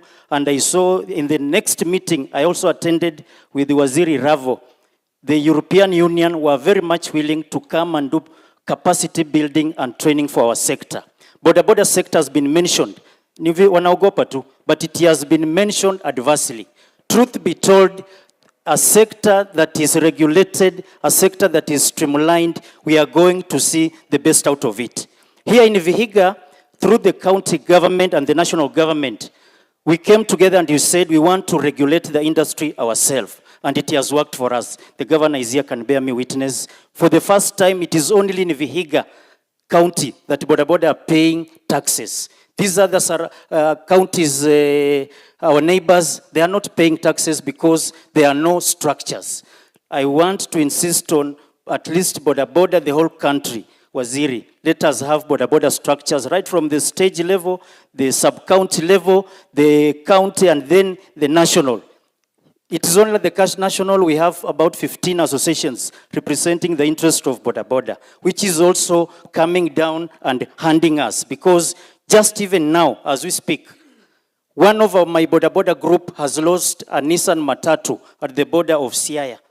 A group from Siaya, it was involved in an accident this morning, and one rider, unfortunately, we lost him. A group from the neighboring Siaya County, Ramula area, they came with the petrol and lit the vehicle and ran away. When our boys wanted to retaliate, we had to call them. We called the police officers who swiftly moved into action and stopped the revenge attack. Our brother, big brother Masengeli, that action, those culprits must just be brought to book, because we want to graduate. We want to move from motorcycles to matatus. And now if we start banning matatus, it will not happen. Lastly, I've talked about insecurity, empowerment. Here in Vihiga, we started to empower our members through Vihiga County Boda Boda Circle. Waziri, we have land here, 3 acres, valued at about 30 million. We as Boda Boda, we cannot develop that land. And we want to support the government affordable housing agenda. Uko tu na bunduki mingi, ukisimama tu mahali na uambie mtu saidia vijana kujenga hii nyumba, waziri itajengwa. All those that have spoken have not given you their strategic plan. Me, I'm giving you our 2025-2030 Vihiga County Boda Boda Circle strategic plan. Thank you. Hawa watu wa boda boda wamejipanga, sio? Vizuri, wako na ardhi ya eka 3. Muite mwakilishi wa wale ambao wanaishi na ulemavu. Joyce, tafadhali kama uwezi panda huku, utakuja huku ongee kwa hapa kama utaweza, ama from where you are sitting. You can also talk from there. Ongea ukiwa hapo Joyce. Nataka asimame. Sawa. Karibu.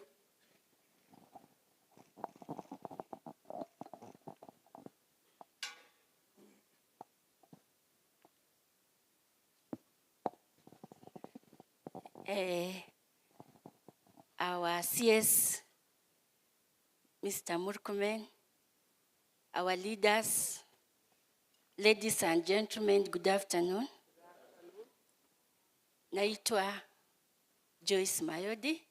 I represent person with disability, Vihiga County Assembly.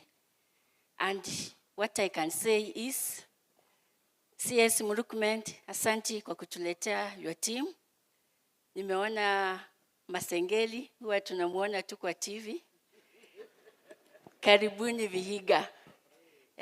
Waziri, what I can say, Vihiga, we still have a challenge of accessibility. Most of our buildings, persons with disability are unable to access. And this is where we find mlemavu ameajiriwa, na building ile amewekwa cannot access. And this is where we find anapewa barua ya kuwa sacked and yet cannot access the building. In that case, we have it here in Vihiga. So sad. Another thing, walemavu, watoto, wasichana, and even wamama, they're being defied in the villages. And since they don't have supporting or power, mtu anajiziwa mlemavu, and that case inaishia tu hapo kwa sababu hana mtu wa kufuatilia. Kwa hivyo waziri, hiyo case tawakilisha hata kwa mkuu. Another thing nitasema, let me hope I'm not out of order. Walemavu tuko na changamoto Vihiga. Huwa tunapata hata wafadhili wanatuletea wheelchairs, crutches. But when they get spoiled, you don't have anywhere to repair. I'm appealing to you, go and talk to President. We have a workshop here in Vihiga County so that tuwe tukitengeneza vitu zetu, hizi crutches, instead of going to Kisumu or Nairobi. We will appreciate you for that. We have a center that is lying, but we don't have manpower or tools to use. Thank you very much. Naitwa Joyce Mayodi, mwakilishi wa walemavu. Asante Joyce, tumpigie makofi. Turudi tena kwa agency kidogo. Youth Hussein, kwa kifupi pia sana. Ati wewe sio agency lakini sema tu. Hii ni mwili tu, si mnajua mimi ni Gen Z. Okay. Bwana CS, Mheshimiwa Masengeli, huyu ni rafiki yangu sana, anakujanga huku every year for a football cup. Huwa anatupea 1 million shillings, team yangu ndio ilibeba hiyo kikombe. I want to congratulate polisi wa hapa Mbale kwa sababu mimi ni mkazi wa Mbale. Bwana OCS Mr. Ocharo wako wapi? Huyu jamaa ametusaidia kwa law and order. Akiingia hapa Vihiga tulikuwa tunasikia mtu anadungwa kisu Majengo, Mbale and Chavakali simultaneously. Unasikia wana report VS kama hiyo. Watu wa 42 brothers. Lakini this guy has really assisted us na ofisi yake. Tumpigie makofi hiyo jamaa. Mheshimiwa Waziri, I want to assure you that drugs and illicit brews ndio zinasumbua hapa na ndio zinaleta shida ya changamoto ya security. Mtu asikudanganye kuna jambo ingine. Vijana wa hapa wana kazi. Wakishavuta bangi kidogo, wakikunywa pombe, sasa wanaona tu kibeti ya mama, hata kama imebeba pads, wanachukua tu wanaenda naye. Jambo la pili ni unemployment. Na hii jambo la unemployment linaguza vijana wetu sana. Hata ukiangalia hapa gerezani, I usually visit these people. Na hao vijana wengi weko hapa ni kwa sababu ya ukosefu wa kazi, wanafanya wizi wa rasilimali. Kwa hivyo sisi tunataka kukuomba wewe na governor. Huyu governor wetu ni mchapakazi sana. Mheshimiwa Rais alituahidi ya kuwa atatuletea ICT hubs kwa kila ward. Tunakuomba atuletee hizo hubs, sisi tuingie huko, tufanye ile vitu ya Taptengele, tupate vitu zetu haraka haraka, tusikuwe na mambo ya wizi. Mambo ya agribusiness nataka tuombe wewe na viongozi, our MP Saria, Mheshimiwa Clement, Mheshimiwa Kagesi, mkae chini mtutengenezee njia ambayo mtatuletea partners watusaidie mambo ya agribusiness na mambo ya sports. Sijui CDF kwa nini siku hizi watuletee vikombe za December. Hiyo December imeharibika, sasa watu watakuwa wezi, watu wamepotelea kwa bodaboda na watu tulikuwa tunakuza talanta hapa Vihiga. Mwisho, I want Mr. CS to agree to me that the youth of Vihiga, we want to partner in the security committees because security is a shared responsibility. Wakati tunaweka hapo committees, muingize vijana, tukue hapo. Mwisho kabisa, jambo la ID ya 1000. Na hao vijana wamenituma nikwambie, mimi naongea kwa niaba na sauti ya vijana. Jambo la ID sikuweka 1000, at least turudishie 200 kwa sababu hata hapa Vihiga hakuna kampuni ya kufanya kazi. So 1000 tutatoa wapi? No, ile ya kurenew sometimes umepoteza. Rudisha 200. Asante sana, Mungu awabariki. Tupigie Hussein makofi kwa kuongea kwa niaba ya vijana. Tumsikie mama Josephine. Tafadhali. Okay.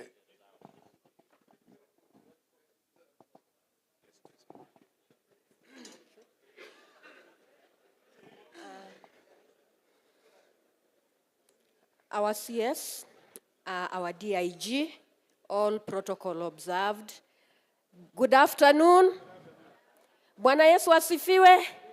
My name is Josephine Aganyanya. I know much has been said, but I'm just here to say 2 things.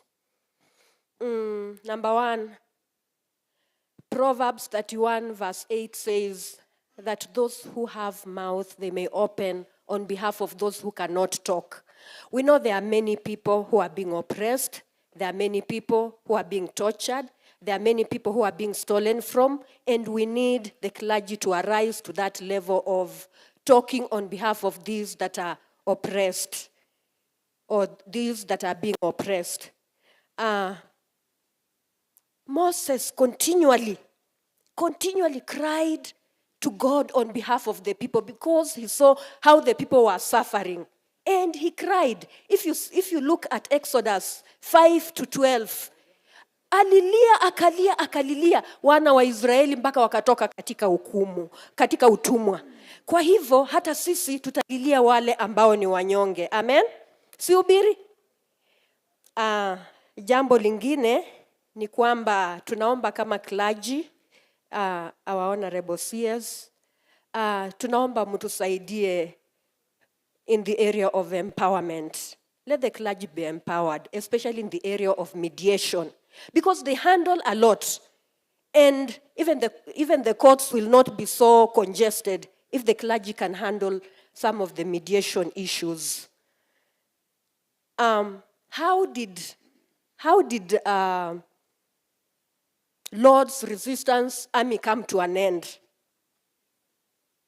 I am coming from Tiriki East, the youngest sub-county, and I want to thank our DCC. He has done a good job so far. There are no disco matangas. When he came in, he said, hakuna disco matanga na haijakuwa. And we have had many challenges, but he's up to the task. I want to say this. We have something called hash 23 and M17. And we want it to end. How are we going to end it? We are going to end it the way the Lord's Resistance Army ended. How did they end it? They went to the south. The agencies worked with the clergy. Walifanya pamoja kazi. And they go to the source of Connie's strength. Walipochukua muda wa kuomba, walienda, wakatafuta mahali kina ilikuwa. Na waliingia msituni wakaharibu hiyo source, na ndio hivyo aliondoka. ICC ilikuwa imejaribu imeshindwa. Kwa hivyo nasema hata sisi Tiriki East tutamaliza haya mambo wakati tutafanya kazi pamoja. Asanteni. Thank you. Tumpigie makofi. Tumepewa insights on how to end criminal gangs in Tiriki East. Thank you. Now I want to call Mr. Stephen Chahazi for civil society organizations. You have a minute. Thank you. All protocols observed. Naitwa Stephen Chahasi. Mimi nitakuwa kwa ufupi wa maneno na wakilisha civil society. Waziri, kitu cha kwanza, wakati ulikuja uligundua watu walikuwa wamejaa pale kwa tents. Wengi walikuwa wanatafuta birth certificate. Na unajua ni kitu muhimu sana kwa saa hii. Lakini process ambayo wananchi wanapitishwa ndani inakuwa ngumu sana. Mimi ninataka kuomba, ikiwezekana birth certificate ipeanwe tu ile siku mtoto anazaliwa, na ikiwezekana pia hata kwa ile station ambayo mtoto amezaliwa, ili kwamba watu wetu wasikiwa wanahangaika wakitafuta those birth certificate. Jambo la pili, nimesikia watu wakiongea mambo ya insecurity sana. Niko tu na suggestion mbili hivi, ya kwamba kukuwe na overhaul sana katika vikosi vya usalama ambavyo tuko navyo. Kila wakati unapata kuna ofisa amekaa mahali labda zaidi ya miaka 4, 5, 6 ama 10. So unapata anaanza kumingle na wale watu ambao labda wanaweza kuwa katika hali ambayo si mzuri ya usalama. Kuna land dispute mingi sana hapa Vihiga, na kusema kweli, hii land dispute, ofisi yako inafaa ikuwe empowered vizuri, hasa kwa wale ambao wako mashinani, wakuwe able kuhandle kwa njia ambayo inafaa. Niruhusu kidogo nitetee hawa machiefs na assistant chief, maana sisi civil society tunafanyanga kazi nao, lakini tumegundua kitu ya ajabu. Mtu anakuwa assistant chief acting kwa muda mrefu sana, lakini wakati promotion inakuja, badala ya kuwe promoted, wanaenda wanachukua mtu mwingine tofauti, wanamweka anakuwa senior. Hawa wanakuwa demoralized. Kindly, ikiwa wakati imefika ya promote yule assistant chief ambaye amekuwa in action. Jambo lingine, ofisi zao wacheni zikuwe hata kama zinaweza kuwa modern centers ambazo ziko na computers, hata wifi iweke pale. Huenda mwananchi kupitia hapo anaweza enda hata browse pale. We are going paperless and they should be empowered. We have a problem in our lighting system. Hata vile unasikia wakisema mambo insecurity. Tuko na shida kwa sababu unaona hii highway ya Vihiga, ukitoka Kisumu, ukitaka kujua umefika Vihiga wakati unakutana na giza. Na ukitoka Vihiga kama unataka kuenda Kakamega wakati unakutana na mwangaza. So mimi nataka niwaombe, tafadhali niruhusu tu nimalize, manake hii mambo ni ya wananchi. Tafadhali niendelee nisiendelee? Kwa hivyo sisi tunaomba ya kwamba kukuwe na lighting system ambayo itasaidia. Wakati mwingine ni Kenya Power wanatuzimia stima, wakati mwingine ni labda stima watu wenye walikuwa wanatengeneza barabara hawakuweka pale taa. Kwa hivyo naomba ziwekwe. alafu backup kwa hawa machief na maassistant chief. Unajua watu wanaenda kumwaga pombe na wanaenda wanakutana na watu wako na panga, wengine wako na rungu. Sasa tafadhali kukue akienda kufanya ile mambo ya kutoa pombe haramu na bangi, akuwe na afisa wa polisi ambaye anaweza mprotect wakati shida inatokea, anasaidiwa, si ndio? Mwisho kabisa, ofisi ya county commissioner hapo ukiangalia vizuri, hata hawa watu wa ulemavu sijui wanaingianga aje pale. Manake hakuna ramp. Unapata stairs ziko zile steep sana. Hata ofisi ya county ni hivyo tu. Hivyo mimi naomba, kwa sababu mimi ni mtetezi wa kila mtu, na naomba ya kwamba ofisi ya county commissioner iwekwe ramp, na zile ofisi ambazo ni muhimu ambazo zinahitajika wale watu wa ulemavu wazifikie ziwekwe chini, si ndio? Asante sana, Mungu awabariki. Kwani Steven ni mtetezi wa wote? Apigwe makofi kwa sababu hiyo. Sasa nataka nimtambue Barbara Sisanya. Tafadhali. Barbara Sisanya ametoka ni NGCDF Board Youth Chair. Nataka useme jina lako. Yeah. Naitwa Barbara Sisanya. Bwana CS, mimi nikiwa hapa wadi yangu moja tu kwa na Vihiga. Tuko na koti mbili in this Vihiga County. We have the Vihiga and then we have a Hamisi. Ukienda Hamisi, when you want to do your payments of cash bill, unapata we have problems and delays of paying. So tafadhali naomba Hamisi tuweze kusaidia at least the internet ipewe boost, and then utusaidie na backup kama solar ama generator. Sometimes when magistrate is on his job, una find that the steam has imeenda, and we have those who are on the Skype that are supposed to give their views from the Skype. Thank you very much. This is Barbara Sisanya, NGCDF Youth Representative, Chair Western Region. Very good. Wacha nirekebishe Kiingereza pengine akieleweki. Kisema ni kurecognize.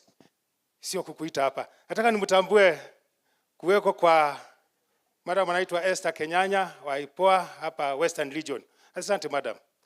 Esther Kenyanya. Sasa nataka naomba ni muite Deputy Vice Chancellor wa Kaimosi Fred's University.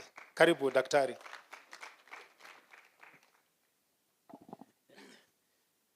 Good afternoon. Our CS, Kipchumba Murkomen, and of course our governor, my dear friend here, Masengeli. We have worked together, and all protocols observed. Good afternoon again. Indeed, we are very excited to be given an opportunity since we are the only university in this Vihiga County. And we have grown the student population thanks to the government. Yesterday, we had orientation of more than 2,500 students, which is an increment of 100% in this Vihiga County. And it means we have now a population of more than 9,000 students within a 3-year span since we were given the charter 3 years ago. So we have one of the largest student population in this Vihiga County. I want to say that even recently, we have been given a campus in Kabujoi Alda constituency, which is an expansion of our campus. And therefore, it requires a lot of assistance, Waziri, especially on security issues. Since we don't have enough hostels within the campus, it means most of our students live off campus, and therefore necessitates a lot of security. I want to thank the new DCC for Turiki East. It's been very helpful. And of course, our CS and our commanders, they have been very helpful to take care of security of our students. There have been minor theft. There have also been drug abuse within the vicinity of the university. And therefore, we require more APs to help us man the university. And that really helped. So we request Masengeli to help us increase the numbers of APs. And as I finish, I want to also take opportunity to ask the Mheshimiwa Siloya and our governor.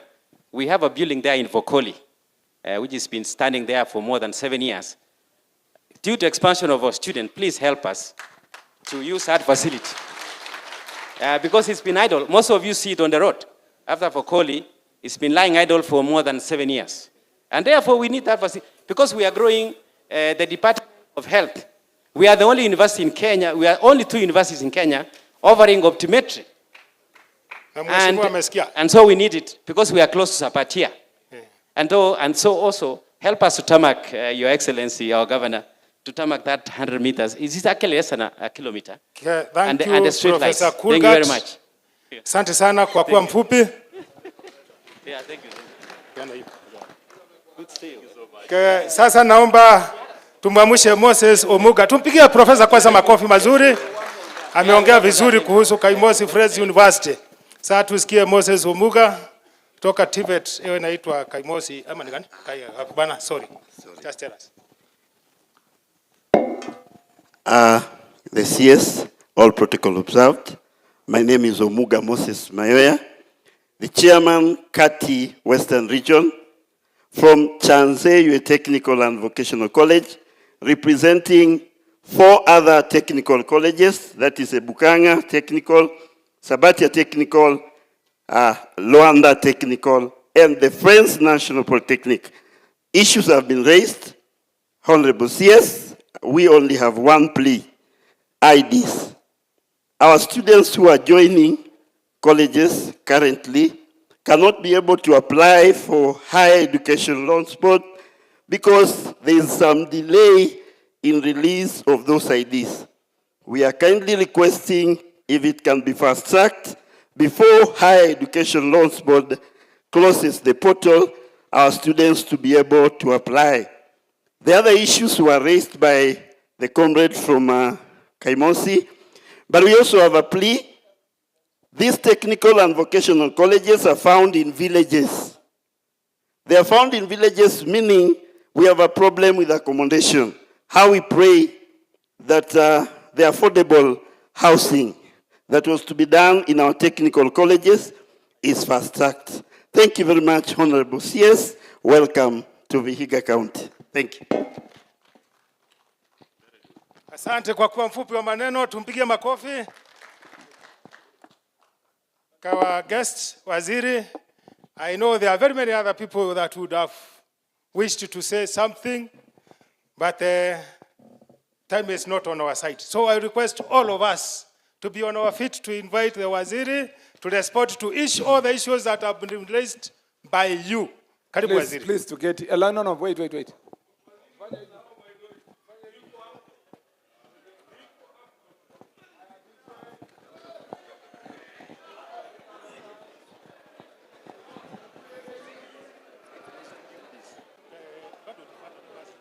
Haya, tuketi.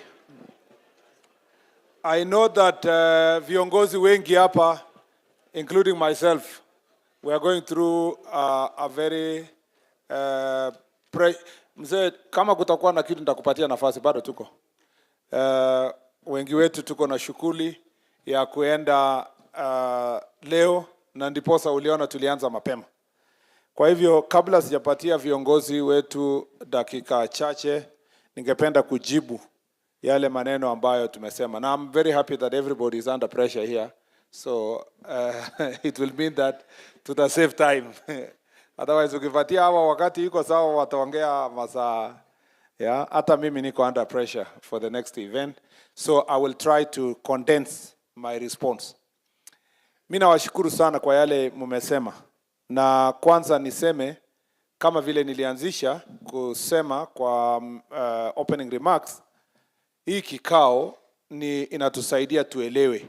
Nikitoka hapa saa hizi kama waziri, naelewa Vihiga kwa njia moja ama nyingine kwa sababu ya matamshi yenu. Na unajua watu 3, 4, 5, 6 wakishaongea from sehemu moja, utajua the real problem ni nini. What are the key problems that you have. Pia maofisa wa serikali wenye wako hapa, kama vile mmesema maneno kidogo, niko pia na maneno kidogo ningependa kusema kabla sijajibu haya maswali. Ya kwanza ni kusema kwamba sisi wote, chief, assistant chief, OCS, police officers wenye wako hapa, and other people who are serving in different cadre, tujue ya kwanza kama kabla hatujajitetea kuongezewa mshahara, kupewa allowances, kununuliwa gari, kufanya hii mambo yote. Tujue kwanza sisi wenye tuko hapa tuko na privilege ya kuwa na kazi. We are among the small minority of people in Kenya who earn salary every month and who have an office.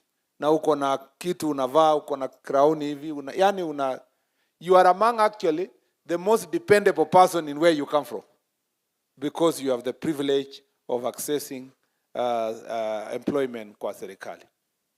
Pia tujue ya kwamba chiefs wangapi wameandikwa kazi in the last 2 years. Hata wengine salary haijafika lakini waliandikwa in the last 2 years, ndio? The last 3 years. Inua mkono. Yeah. Tunaona ni wengi. Hawa chief walikuwa kazi ilitangazwa, wakaita watu wengi, walikuwa wanajua hakuna ofisi, wanajua ana motorbike, alikuwa anajua kwamba hakuna extraneous allowance, lakini bado alienda interview. Na ni 2 years ago. Yeah? Na unajua alifika interview akaulizwa, chief, sasa wewe, alikuwa candidate kuwa chief. Ukipewa nafasi kuwa chief, utafanya kazi namna gani na hakuna ofisi ya chief kwa hii location? Akasema, bwana county commissioner, ama mwenye alikuwa anasimamia pana, anamwambia mimi, I am the most creative person. I don't need an office. Everywhere I will be, it will be my office. Na kwa sababu candidates walikuwa wengi, wengine wakastama nini, panel ikasema huyu ndio anatoshea. Mara tu alipoingia ofisi akasema hii kazi gani hata haina ofisi na haina motorbike. Yeah? Wengine wanaambiwa sasa hakuna motorbike, utafanya aje? Anasema hapa location yangu hapa, mimi wanatembea mguu kila mahali hapa. Saizi anasema ofisi ya chief waziri haikai vizuri kwa sababu hakuna motorbike. So we need to appreciate that we asked for these jobs with a purpose. And the first thing is to serve. The fire that was in your belly when you are applying for this job must be reignited. You must create that passion. You must have a purpose. If your only reason why you have this position is money, then you are in the wrong job. Wewe resign, uende ufanye biashara. Because that's the only thing ya kufanya kwa biashara ni kutengeneza pesa. Hii kazi ni utumishi kwa wananchi na kujitolea. Now you have to go back, you have to speak to yourself, who appreciate kwamba this is a job, this is a calling, there is a purpose, there is a responsibility. There is somebody else also out there who is looking at you and anasema, tungekuwa na chief mzuri. Ingesaidia sana kwa hii area kuhakikisha. Kwa sababu anakompea wewe na chief ya another location, ama assistant chief ya another location. So let's do our job. That applies to our OCSs. OCS. Mjue kwamba jana ulikuwa constable, ulikuwa nini, rise up. Sasa ile position uko nayo kama OCS is a position of leadership. Ile position uko nayo kama base commander is a position of leadership. You are the leader. You must behave as a leader.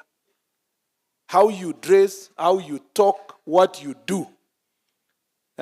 Hakuna haja ukue, sasa wewe OCS police station, hujawahi kutana hata na maaskari wako mpange program ya what you are going to do. That is a failure of leadership. You know? Wewe ni OCS wa community fulani, umefika, hujajua hata nani ndio major stakeholders kwa hapa. Uendi kanisa, uendi msikiti, uendi mazishi, utembelei anything. So how will you get cooperation from the community if you are not building networks ya kufanya kazi within the community? Ukipata mahali OCS ako na wapendani na chief, there is a problem there. Because that is the first stakeholder. Kama unakosana na chief, so utakosana na wananchi wote kwa hiyo sehemu. Of course, unless the chief is also a criminal. But generally, the idea is to ensure that you build synergy, demonstrate leadership. Ukiona community yenye police station inachomwa na wananchi wa hapo hawakasiriki na wakora wenye wamechoma police station, then there is a problem with leadership within the police station. It must be, you must provide leadership to the extent that it is the wananchi who are protecting their police station. Let me tell you something. The reason mmesema kwa hapa wananchi wengi hawakuji, hawaleti witnesses, hawakuji kusupport, hawakuji kurecord statement. You know the reason why they don't come to record the statement is because they don't trust your leadership. Yeah? Wanajua iliripotiwa last year, the other year. Aya, wanajua hata waliripoti mtu ya bangi, lakini mwenye aliripoti alienda akanyongwa. So they know their lives are not safe. Nobody is bothered in terms of protecting them. Aya, some police stations unaenda kureport crime, unafikiria umereport confidentially, umepeana information confidentially, unapata OCS ndio ameenda kumwambia ule jamaa, by the way, chungana sana na mzee fulani, na nimekuambia sio ati umwambie, yeah? Lakini yeye ndiye amekuja kuniambia huko kwa hiyo biashara ya chang'aa. So you see, it will not help. You must be honest to your oath of office to make sure that you are acting in a confidential manner, you are protecting the citizens ya hiyo sehemu. Nimeona hii mamache yangu mwenyewe kama waziri. Kwa sehemu ambayo tumefanya operations huko Kerio Valley. Zamani, hapo mwezi kadhaa ilikuwa mbele, wananchi hawataki kuleta information, hawataki hata kuongelelea, hawataki cooperate. Even chiefs, they were fearing for their lives. So they could not even talk. Lakini wakati National Police Service walieneza operation na kushika wakora ambao ni sugu na wakapelekewa hatua ya kisheria. Siku hizi wananchi wanasema hata wacha hawa 5 mlichukua, kuna huyu mwingine, kuna huyu mwingine, because now they have the confidence kwamba something can be done. We need to restore confidence among our citizens as National Police Service, through you, the OCSs, through the police officers, by acting on every report that is given by the citizens. And if you act on 2, they will give you 5, and you will together work together to sort out problems in your locality, in your division. Those number 2, seek knowledge. Sikuwe mtu tu unatembea hapa unafanya kazi hata you are not getting new ideas, new. And I appreciate both of you mmesema there must be continuous training. That is true. And that's what we have realized in the ministry. We must continue hata workshops, conferences, hata kama ni siku 2, siku 3. That's why OCS saizi they are going through 3 days conference. And the ones I went to close the conference the other day, they were extremely happy and they were appreciating that those 3 days has opened up their mind in many things. You see, for some of us here who went through various trainings, we became teachers in the university, we are in Bunge, we are going for workshops all the time, we actually don't know how a one-day training changes the life of an officer. And that's why training, hata nyinyi mkiongea kwa hapa, mtu mwenye anasikia kwa kwingine anafikiria tumekuja kupoteza wakati hapa. But training is a very important factor. In coming together in workshops and conferences is important. Hata kutoka tu nyumbani vile mmetoka leo. Mmesema tumeenda mkutano huko kwa town. Yeah? Wakati unarudi umekuwa energized. Ukweli ama sio ukweli? Umepatana na watu, umeongea, kuliko tu mwage chang'aa throughout the year. Na hata utoki huko utembee, ukuje namna hii. So training is important. But also seek your own knowledge.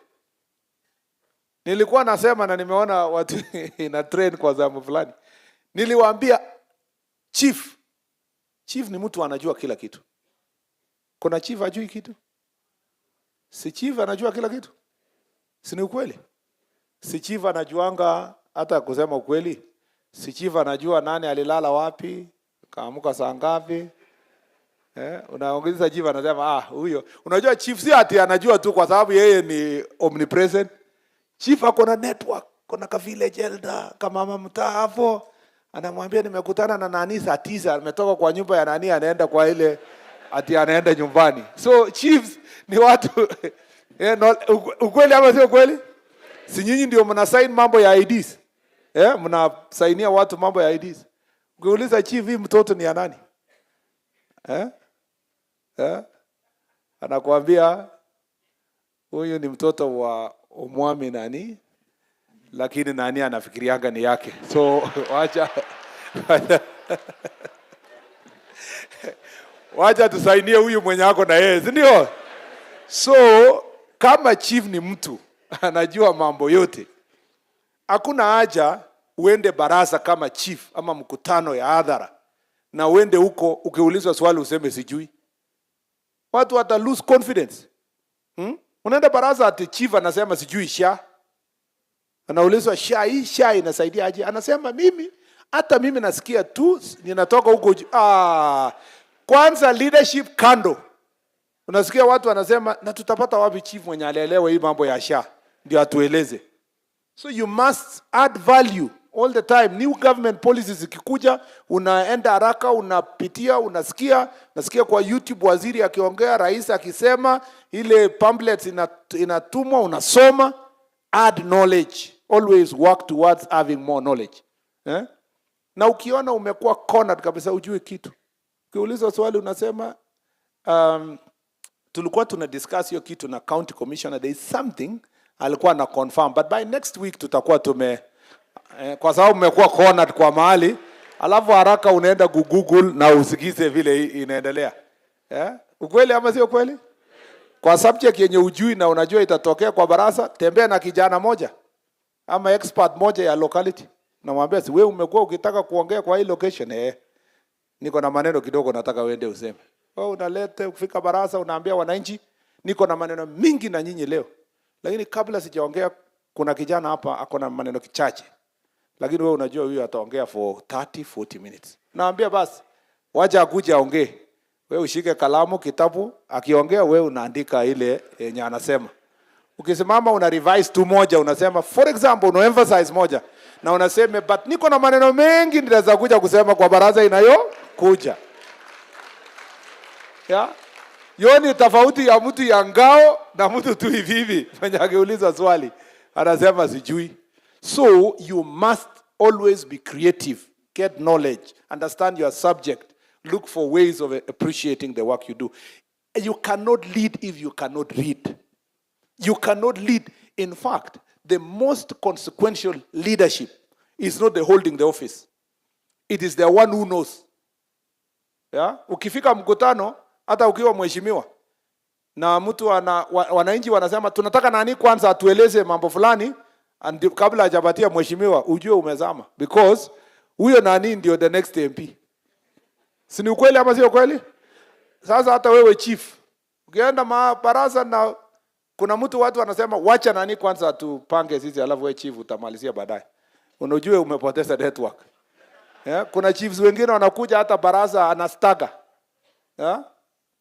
Watu wanasema ni chief nani chief, and that's why you see some of them are interdicted, all those rehabilitation and all the other things. The last thing is corruption. We must deal with the monster of corruption. And I want to thank Mr. Cheboy, huyu best commander. Hajakuja hapa kudefend mambo ya bribery kwa barabara. Amesema we have that problem. Ame own up to the problem. Na hajablame mtu mwingine. Amesema let us invest in technology, create better training framework, let us do this, and he has given suggestions of what needs to be done. Sehemu zingine watu tu wanasema kama nyinyi mnaleta tutachukua. Hata Lord's Prayer inasema lead us not into temptation. Sasa tukilidiwa sasa tutafanya aje? Na sisi ndio sikutoa, sisi ndio tulipewa. We need to appreciate that. Yes, kuna watu huko they want to compromise us, they bring money. But that's why we have this job. We have to do everything to ensure that we are doing justice to the people. Chiefs, hii maneno ya succession kwa hii county ni very, very emotive. If as a chief you are taking bribes from some of the family members, from some of characters, ndio usaidie hawa uache wale wengine, laana iko kwako na pia sheria will catch up with you. We must be truthful in what we do, not defiling the officers we hold because of kitu kidogo na mambo ya bribery. Na nimesema hivi, hakuna pombe, hakuna bangi, hakuna nini inauzwa kwa mali bila compromise ya chief na OCS. Mmenisikia? Si tulisema chiefs wanajua kila kitu? So hakuna mahali pombe inauzwa na bangi na chang'aa bila support ya polisi na administration. So tuwache kulalamika hapa, go and do the job. Go and do the job. Go and just do your job in your area. OCS, go and organize yourself with your chiefs, do your job. We can ask for further support, further enforcement. We talk to the judiciary. I'm told that there is a good multi-agency team working here, but we must solve the problem. And those are three problems. One, kwa hii county, ni hiyo ya pombe. I'm very happy to notify here. Yesterday when I was in Kakamega, I said, Kakamega is the leading producer ya chang'aa. Ni ukweli. Na viongozi wengine pia ni investors kwa hiyo chang'aa. Na pia hawa ni consumers. Na tena hawa ni wale wana facilitate, wanalipa. Kwa mfano, tuliposhika pombe juzi kwa huko Mumias. Hiyo pombe about 400 liters yenye ilimwagwa, mwenye alikuwa anatengeneza alilia sana, alisema nilikuwa na order. Nilikuwa nimepata order ya wanasiasa wana campaign Malava. Yaani imagine bwana. Sema sasa imeniharibia order. Sijui nitapata wapi order ya kusupply.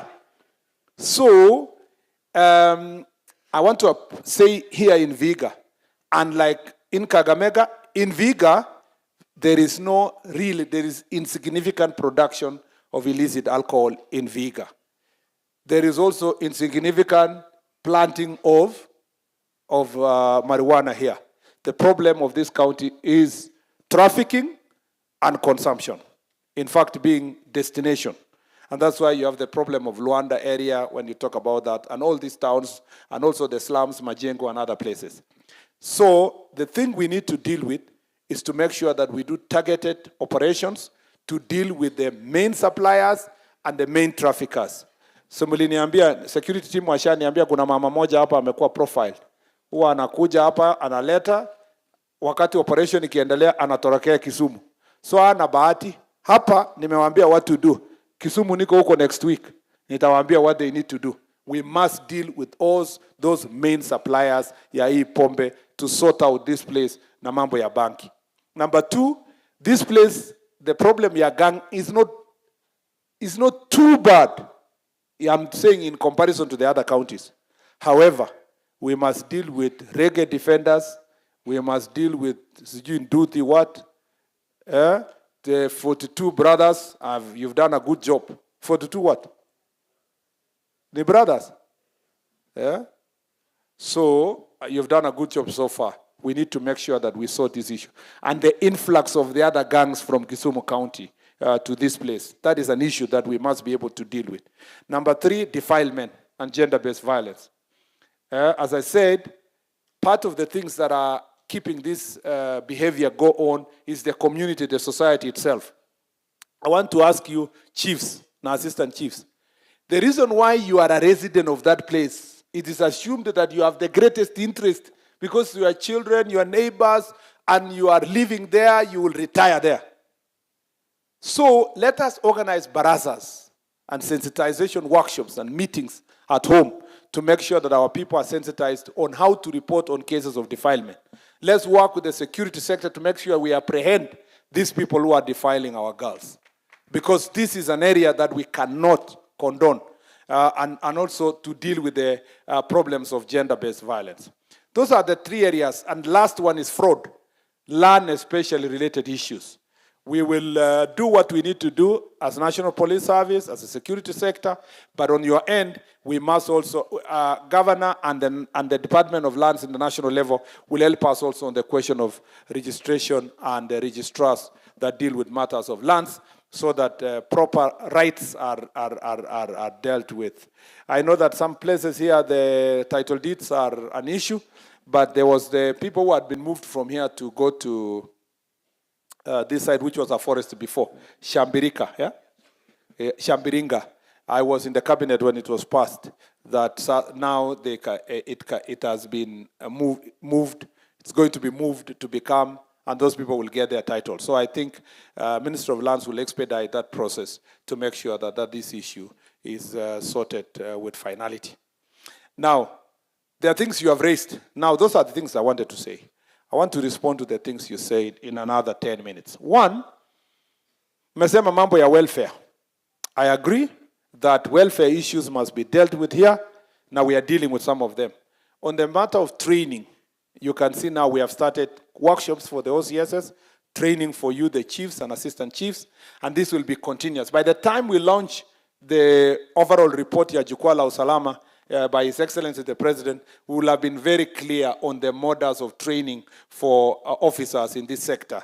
And we want to do that before November, because we are finishing this Jukwaa La Usalama fora in the next. We will have done 47 counties by the end of this month. And we will have spent about 500 hours sitting and listening, you know, and doing things within various counties. And this is very significant for us because it has taught us so many things that we need to do. And so in that area, we are going to work on the training issues. And as I said earlier, chiefs and assistant chiefs, upon completion, we believe that you will be promoted accordingly based on the areas that you are missing in this issue. If you see those guys who are doing like this, it's because of Embakasi. It's not like they have got lost. You see, they wanted to clap, but they do like this. By the time you finish in Embakasi, you will be saying something. Is that okay, chiefs? Yeah? Umeona hiyo chiefs? Response yao iko chini. Iko chini. What you do, so wana report next week. Ukifika hapo Embakasi, wewe uliza wakati ya kuamka asubuhi. Wale wa kaunti zingine kama wanaamka saa 11 ni saa ngapi asubuhi? So kama ni 5 watu wengine au wa Vihiga waamke saa 8. Si namna hiyo? Mmesikia chiefs? Bado. Unaona kuje saa 7 sasa. Mmesikia chiefs? Sasa hiyo ni ya kuogopa kupoteza usingizi. So I think that it is important. Number 2, mambo ya administrative units has been an issue. Your MPs were follow. They have called me to parliament. Operationalization of administrative units. We have a plan. We got a little amount of money juicy, and we will distribute to various counties kidogo kidogo the operationalization. But in the supplementary budget, we are making a case so that we can do bigger operationalization to malize locations and divisions that are still pending across the country. So it's in our plan that we seek for bigger resources to operationalize these administrative units. Mambo ya elders, nimewambia, we are making very good progress kwa mambo ya elders. Mambo ya vehicles, we have a big problem ya mobility. A serious problem ya mobility. Yeah? And you know, this leasing program, we did it when we came to office in 2013. And it was a massive blessing, a big blessing to the National Police Service and the administrators. But now, over 10 years, there's never been another plan to replace and replenish the resources we need. The numbers have increased. So there's an ongoing procurement between us and Treasury. As soon as it's done, and we are hoping before the end of the year, we can distribute also these vehicles to various police stations and the administrative units and the prisons. However, once it comes, we may be required to share as we progress. If you get in a sub-county Mbale, you share fast as we progress until every area is covered across the country. And I understand it's a really serious issue. Kwanza kwa ACCs, you know, ACCs ndio wanaumia hata zaidi. And they have told me that if we can get even one per sub-county, yenye itakuwa pool car for the ACCs, it will be very useful. Namba hiyo bwana ACC. Yeah, so that's something we really want to push, and we will try our best to make sure that we achieve such a ratio. Kwa sababu niliambiwa na one of the ACCs kwamba, you know, most of them are using duty motorbikes. Yeah? Motorcycles na bodaboda. Si ati ni mbaya. Lakini madam, unatumia bodaboda? Yeah? Imagine sasa mama kama huyu, jameni. Muona huyu madam? Anaambiwa na ule jamaa wa bodaboda kwa hapa, shika vizuri madam.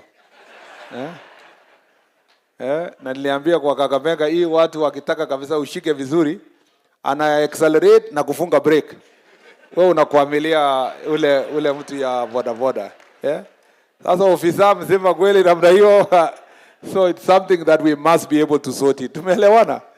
Niliambiwa huko Makueni kwamba siku moja mzee wa bodaboda alikuwa amelete ACC.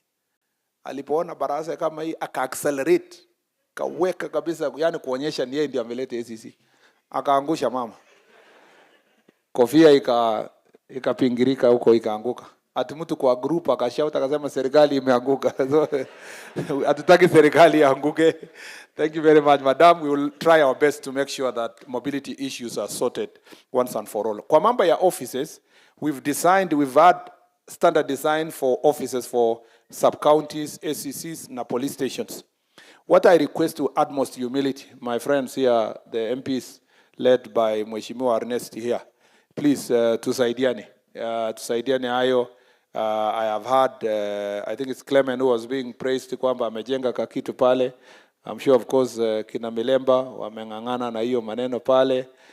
Kina Dick hapo, Yugi, please, tusaidiane pamoja to make sure that through CDF na Mwanakimozi yako upande huu wakili, tusaidiane pamoja through CDF to modernize security sector. Na mimi ni supporter number 1 ya NGCDF. I have said it in Bunge, I've said it in Barazas. Because as a senator, when I came to office in 2013, kuna mashule bado tulikuwa tunachangia kwa kwangu. Lakini because of NGCDF, we don't do school harambes. I don't know huko kama mnafanya school harambes. And infrastructure ya shule imekuwa improved. Now that most of the school infrastructure is improved, I'd like to request with utmost humility our MPs, we work together to improve the infrastructure of our police stations and the chief's offices and ACCs and DCCs so that our counties can be able to move forward. Mambo mengine yenye mesemwa, I guess I've said most of the things. Let me just skim through to see if there is something I have forgotten. On the universities and colleges, we have established through Jukwaa La Usalama kwamba everywhere there is a big concern about the growing number of new population to colleges and universities and absence of security in the vicinity. And we have also realized that kwa mambo ya drugs na pombe, the traffickers and the sellers are actually targeting young people in the colleges and the universities. So as such, we have directed that the sub-county security team should involve dean of students and the student council in every of these institutions in sub-county security meetings from time to time. You can invite them for specific discussion so that you can also get information on how best we can deal with drugs and drug abuse, but also security support. And it will require, Bwana Governor, that every new institution ikikuja, between you and the national government, we make sure that lighting is done around that area. I know that hostels also are being requested. For the students, it's a fantastic thing. But I've also gone to some places where the local community is saying, musilete hostels. You know why? Yeah? You know why? Yeah? Do you know why they don't want hostels? No, because they want the business. They want to be the ones who are building the hostels and leasing to, renting to students. So it is important that we work together to resolve those issues that are related with student and student community. And I thank Professor Kipkurgat and Moses who have come here and their student leaders who have come here to really expound on that issue. The issue of also career progression, we are working on properly locating where the chiefs are vis-a-vis the ACCs. Sometimes some ACCs are supervising chiefs who are higher ranked than themselves. That is being worked out. But also sometimes also the chiefs are telling me, ukifika mahali, inakuwa ceiling, hakuna pa kwenda tena. So discussion is being done around that issue. But also I have had very important issue that when a vacancy of a chief occurs, the first priority must be the assistant chiefs who are serving in that location be given the first priority, and that it shall be a directive shall be given to all the interview panel on that issue. Mambo ya Ngapu, we are going to roll out Ngapu, and we are going to sort out strength of police officers in our police stations because next week we will announce to you the exact date when recruitment will take place, and so that we have another contingent of about 10,000 police officers that will help us sort out the issue of the gap that we have at the moment. There's a big problem in the gap. But also I've realized we have so many officers who are addicted to alcohol. And I think that rehabilitation is extremely important. Even as National Police Service get places for rehabilitation, Bwana Governor, there is a general request across the country that counties need to invest in rehabilitation centers. because they are extremely important. Those are the places we could have given you also police officers to be rehabilitated. We have given you government officials. There are so many government officials in this county that have also wamepotelea bangi na nini na hizo vitu zote. So we need to make sure that we have rehabilitation places, and we are going to deal with the strength-related issues in this area. On transfer policy, we are, by the end of this process, we are going to announce a clear policy direction on transfers, on how long a police officer can be in place. Nimeambiwa in Luanda here, there is a police officer who has been there for 18 years. 18 years. Is it true, DCC? Wauko? 18 years. You are yet to confirm. Of one of 10. But nimeambiwa kuna moja wa 18. So, kwako mweshi ni 18? I cannot ask you, it is supposed to be them to say. But if a police officer, lazima kwako ni mzuri sana. Mtu anakaa 18 years na ombi transfer. Lakini kama mtu amekaa 18 years in one place. Kama mtoto yake alizaliwa hapo, atakuwa huyo mtoto ni ameenda university akiwa one place. Amekuwa too familiar to the place. I'm just giving us an example. Na I'm told pengine ashatoka sasa. So what we need is to make sure that there is continuous rotation, a proper rotation ya mambo ya transfer, and that we will announce that policy direction at some point in the next 2 months or so after kumalizana na mambo ya Jukwaa.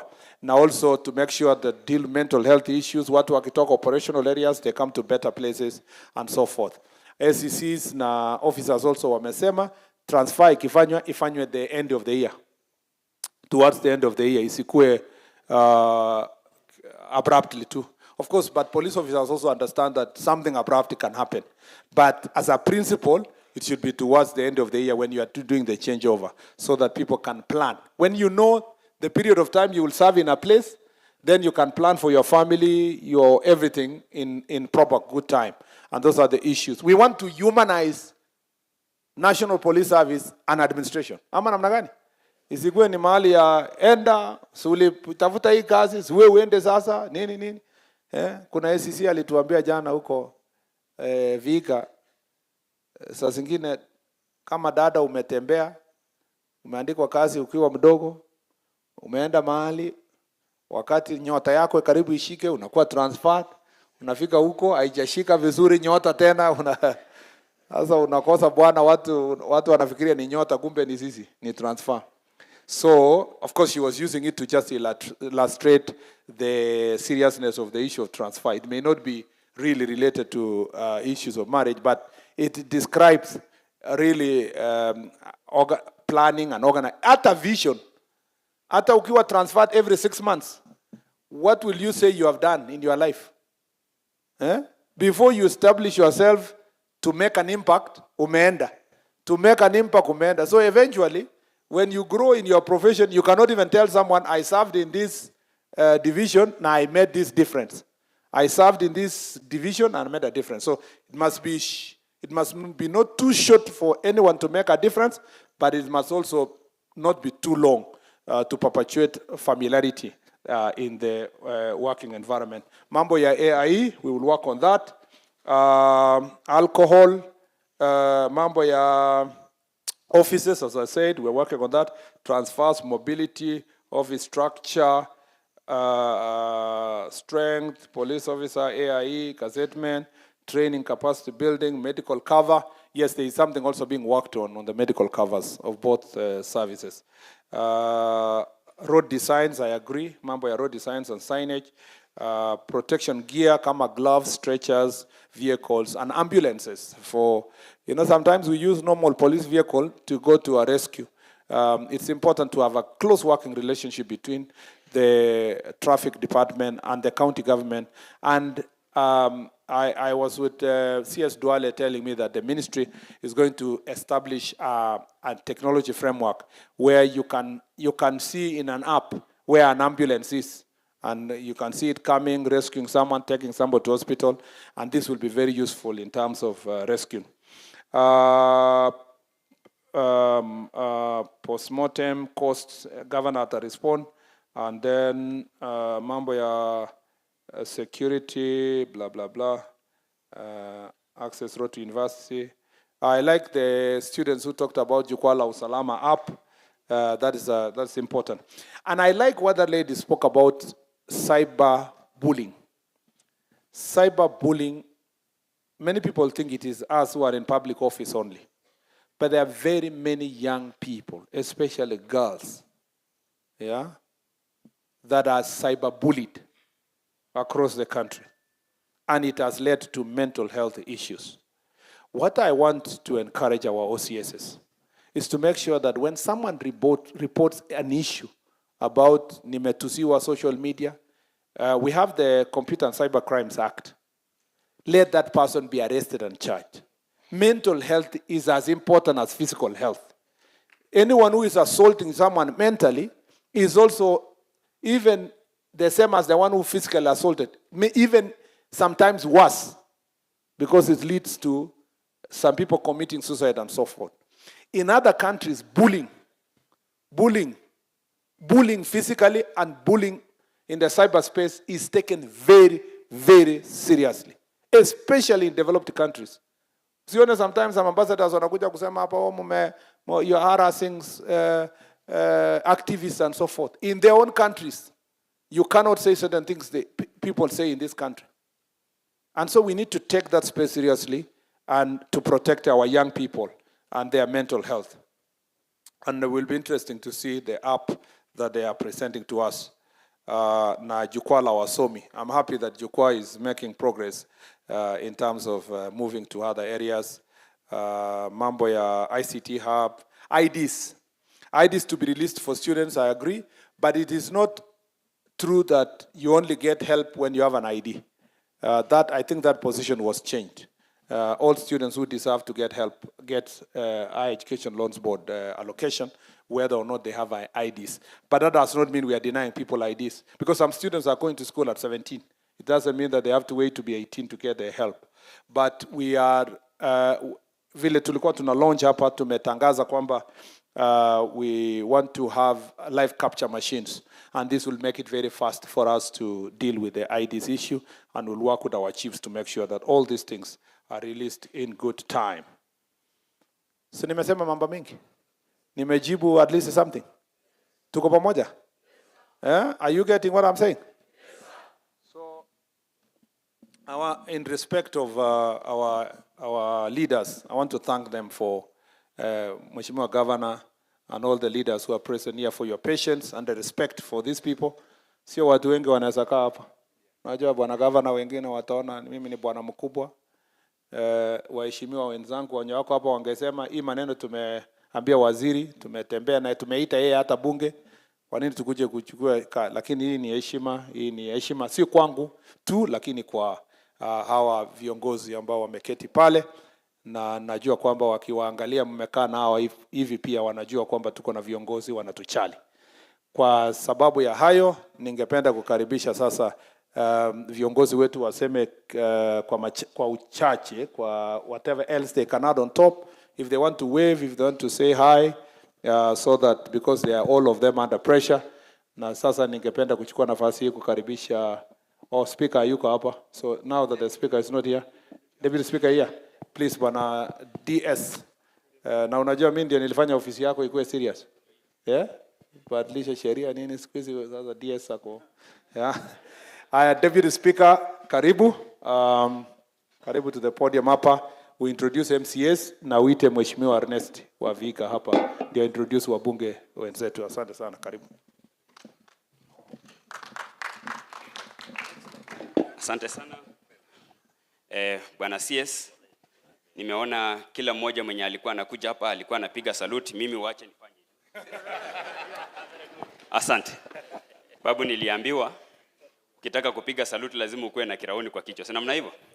Najua mimi ni shemeji wa National Police Service. Nimeoa mmoja wao.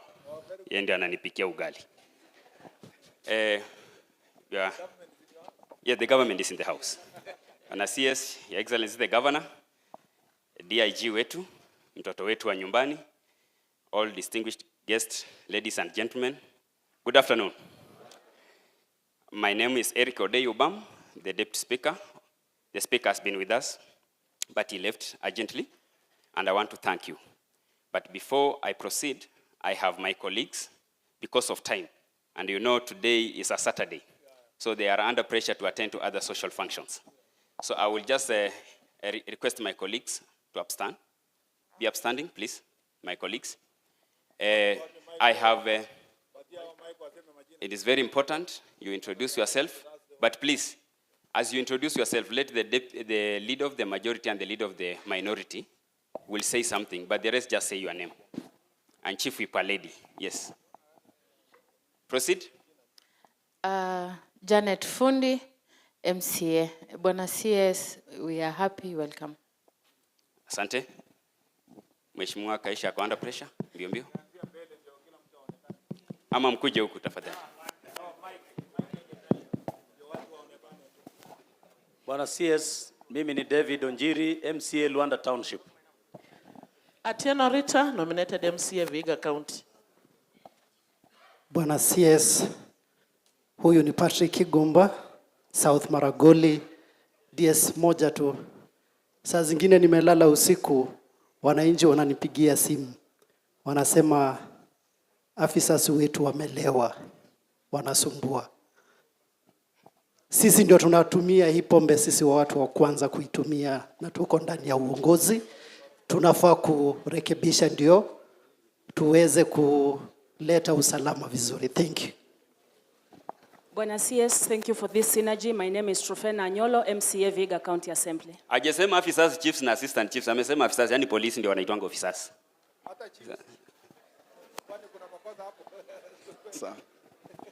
Bwana CS, I'm Franklin Muindi Gidali, nikiwa MCA Sabatia West. Only a single request, tuko na police station ambayo inaitwa Chavakali Police Station. All this time haina hata title deed. Please assist us acquire title deed na sisi tutashukuru, hata nitanyoa kama wewe. Asante. Asante sana. Mheshimiwa Caroline.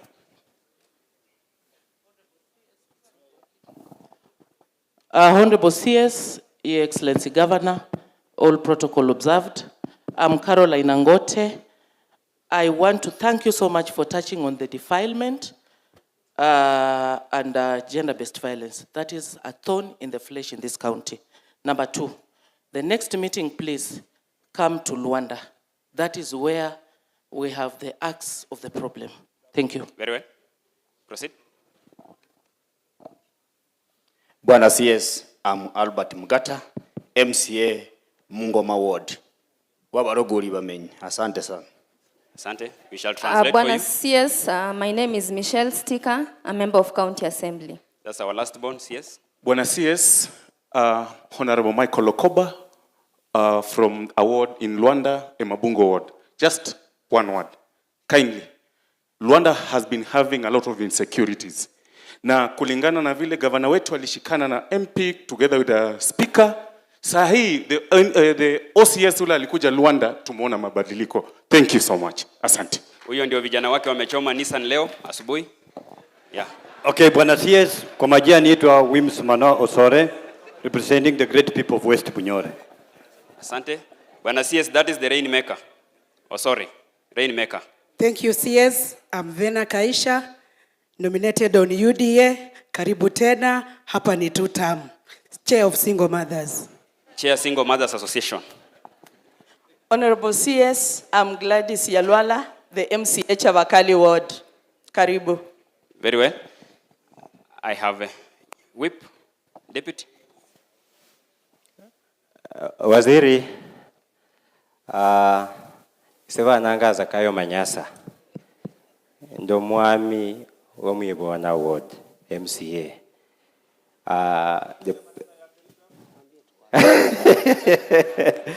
What I see is, my colleagues have talked of Luanda. Please, Luanda kuna shida kubwa sana. Na Bwana CS, vile mwenzanga Mheshimiwa Caroline Angote, hata ingekuwa vizuri utoke tu hapa tuteremke Luanda kidogo dakika 20 alafu uende. Asante. Huyo ndio anajua maneno ya Shanta Gold. Yes, wenye wameongea hapa. Asante. Kuna mheshimiwa nominated. Waziri, amjambo. Mimi naitwa nominated Joyce Mayodi. I represent person with disability. Very well. Asante CS na wageni wote.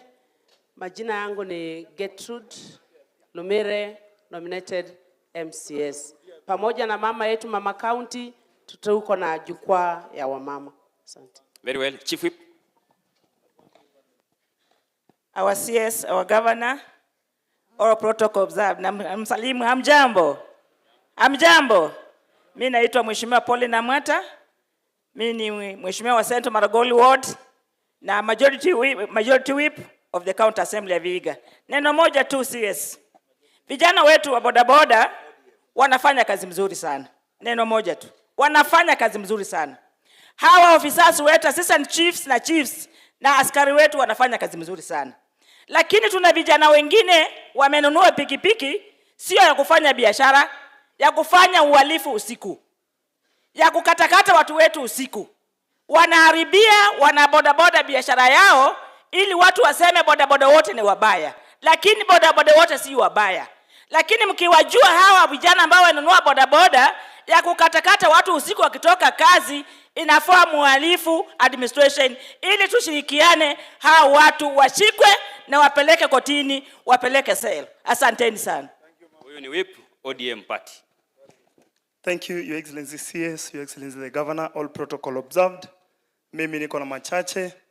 Jambo la kwanza, Bwana CS, vacancies zinatokezea kwa ofisi ya assistant chief na chiefs. Wanafanya interview alafu they take forever before they are filled. Tafadhali harakisha kama vacancy imetokezea kwa sublocation ama location na watu wamefanya interview within the shortest time possible, they be filled so that kazi iendelee. Si namna hiyo? Jambo la pili, CS, hiyo mradi ya kupanda miti. Wakati unasema watu wapande miti, let those trees be procured locally.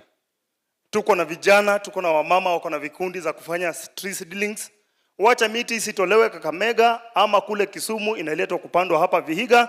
Wacha tuempower watu wa Vihiga wanunue hizo miti hapa Vihiga, wapande hapa Vihiga. Jambo la mwisho, Your Excellency, tuko na shortage of officers na tuko na shortage of police stations.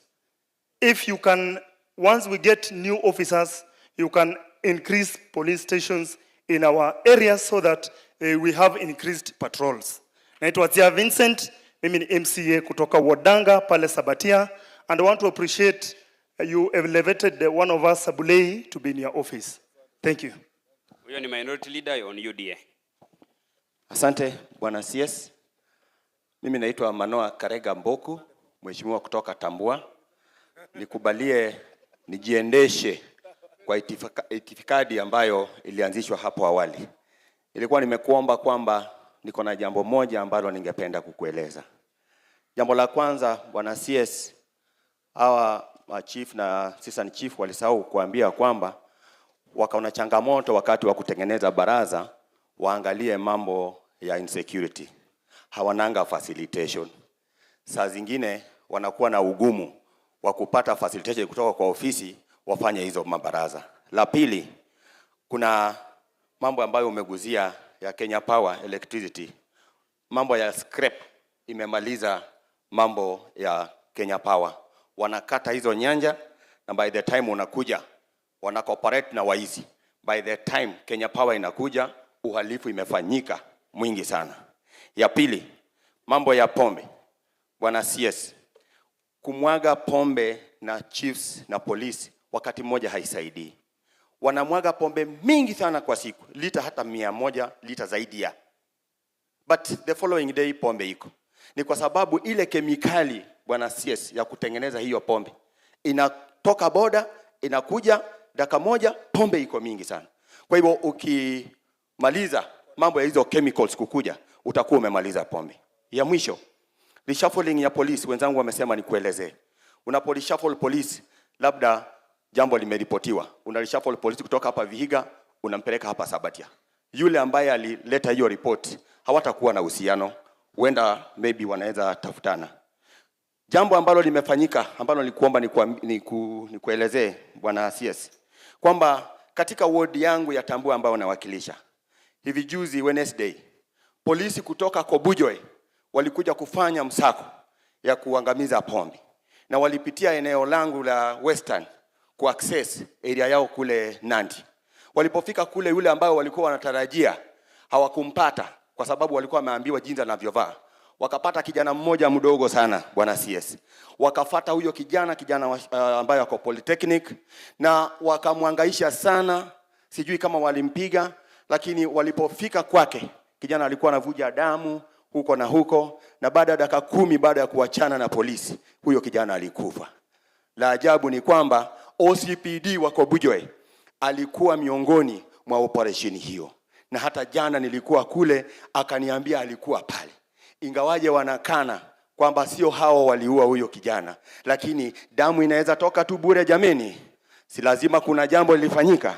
Bwana CS, niko na picha ya huyo kijana, nitakukabidhi pamoja na contacts za wazazi pamoja na chief area. Tafadhali naomba ofisi yako ichukue hatua, kwa sababu hata polisi wa Western, kwa sababu wale walikuwa wanandi, hata polisi wa Western hawakujua kwamba OCPD wa Kobujoi alikuwa area yao akifanya msako. Kwa hivyo wamejiondolea na mama, wanasema polisi wa Kobujoi wachukue responsibility. Naomba ofisi yako ichukue hatua, familia hiyo ipate haki. Naitwa Karega Mboku, mheshimiwa kutoka Tambua, leader of majority Vihiga County Assembly. Shukrani sana.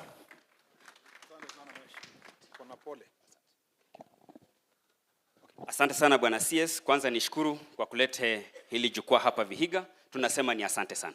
Kwa niaba ya County Assembly ya Vihiga, kwa niaba ya mheshimiwa Speaker ambaye ni rafiki yako, mlifanya naye kazi, ameniambia nipitishe salamu na nikwambie karibu Vihiga kwa sababu amekimbia kwa shughuli zingine.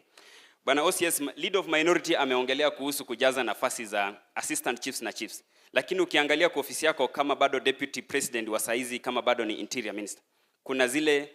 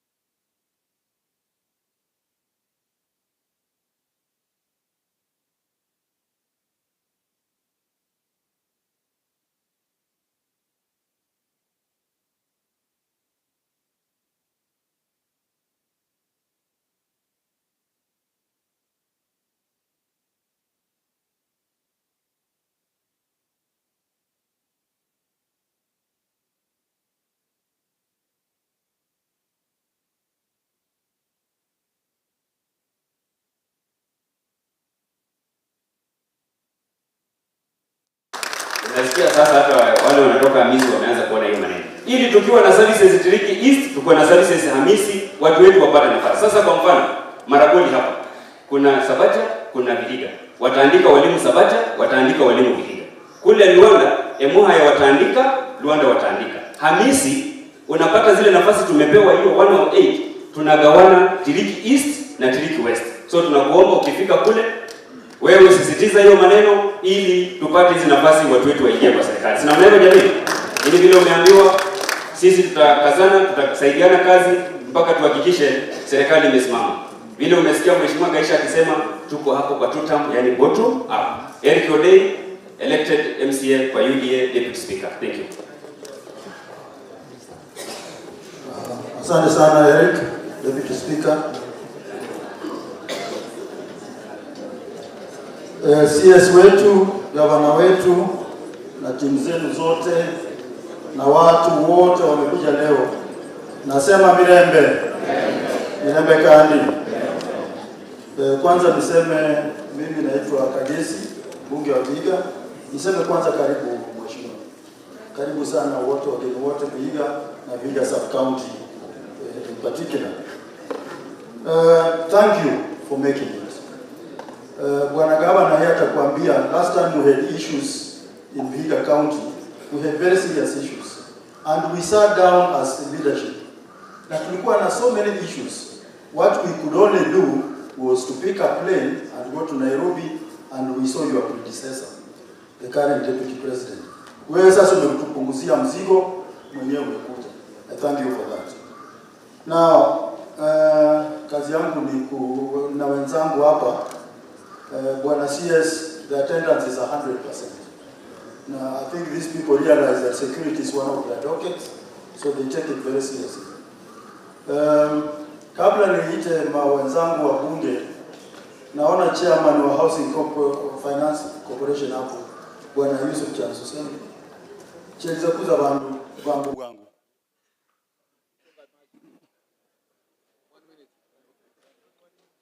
Dakika moja tu. Ya basi CS na governor na viongozi wengine wote ambao wamefika siku ya leo, hamjambo. Hamjambo. Yes, yes. You know, this, as you know yourself, this is a very important ministry. And you know what you have done is what is supposed to happen. Because you cannot be leading people from the ivory tower. Na ni watu wa mashinani. Because kila mtu, even when somebody is seated down, you know when you pass there, he sees you. Hata kama ni mtu amekaa vibaya anakaa vizuri. So I think I really want to appreciate this. But there's something you have said about what we need to do about collaboration between the county government and national government. Some of these chiefs and assistant chiefs are attending courses in Mbakasi. And I was invited because, you know, I like that myself. And when I went there, I was very surprised that when chiefs go to Nairobi, they said that the thing is organized from the office of the president, and they are saying they can't even have transport to go back. They don't get any allowances for going for that training. And you know, everybody else, kwa serikali, hata wabunge wakija hapa wanapata pesa ya kuja hapa. So that is that's something that I thought was very funny. You know, you see, I'm not on pay, but I had to look around to see whether I could give them bus fare to come back. So there are many things that we want to do, and you have talked about rehabilitation center. I have gone to some of the police stations like in Nairobi, nikakuta tuko na wengine ambao wamefanya hizo for these mamas ambao those ones who are victimized and so on. And I think it's an important thing that the country, is high time that we now do what was supposed to be done in the constitution, harmonizing the county government and national government so that provincial administration, what was provincial administration, can be structured to work together with the national government. Thank you very much. He's telling me, you know, he doesn't know who I am. You know, you can't tell me. Eh? You can't tell me. This is my friend. And I was not even supposed to be here. Maneno ya nyumba, I'll come and tell you what wanini wa Jukwaa Kali, what you can be able to do. He doesn't know what he's doing. Be sure I know what I'm doing and I know who you are. Sasa ni wenzangu.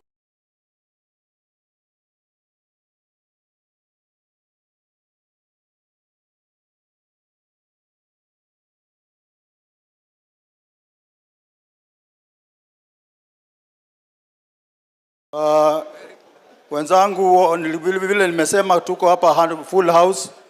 Mbunge wa Muhaya Bwana Omboko Milemba, sote we are under pressure, but be careful with time please. Okay, thank you.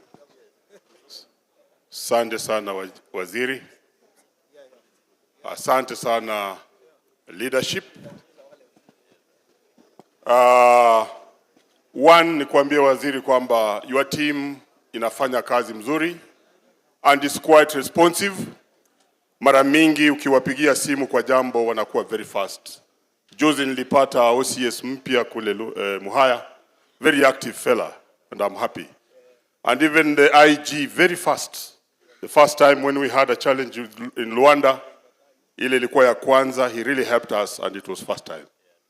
Na hata ule wa regional very fast. So your team is working.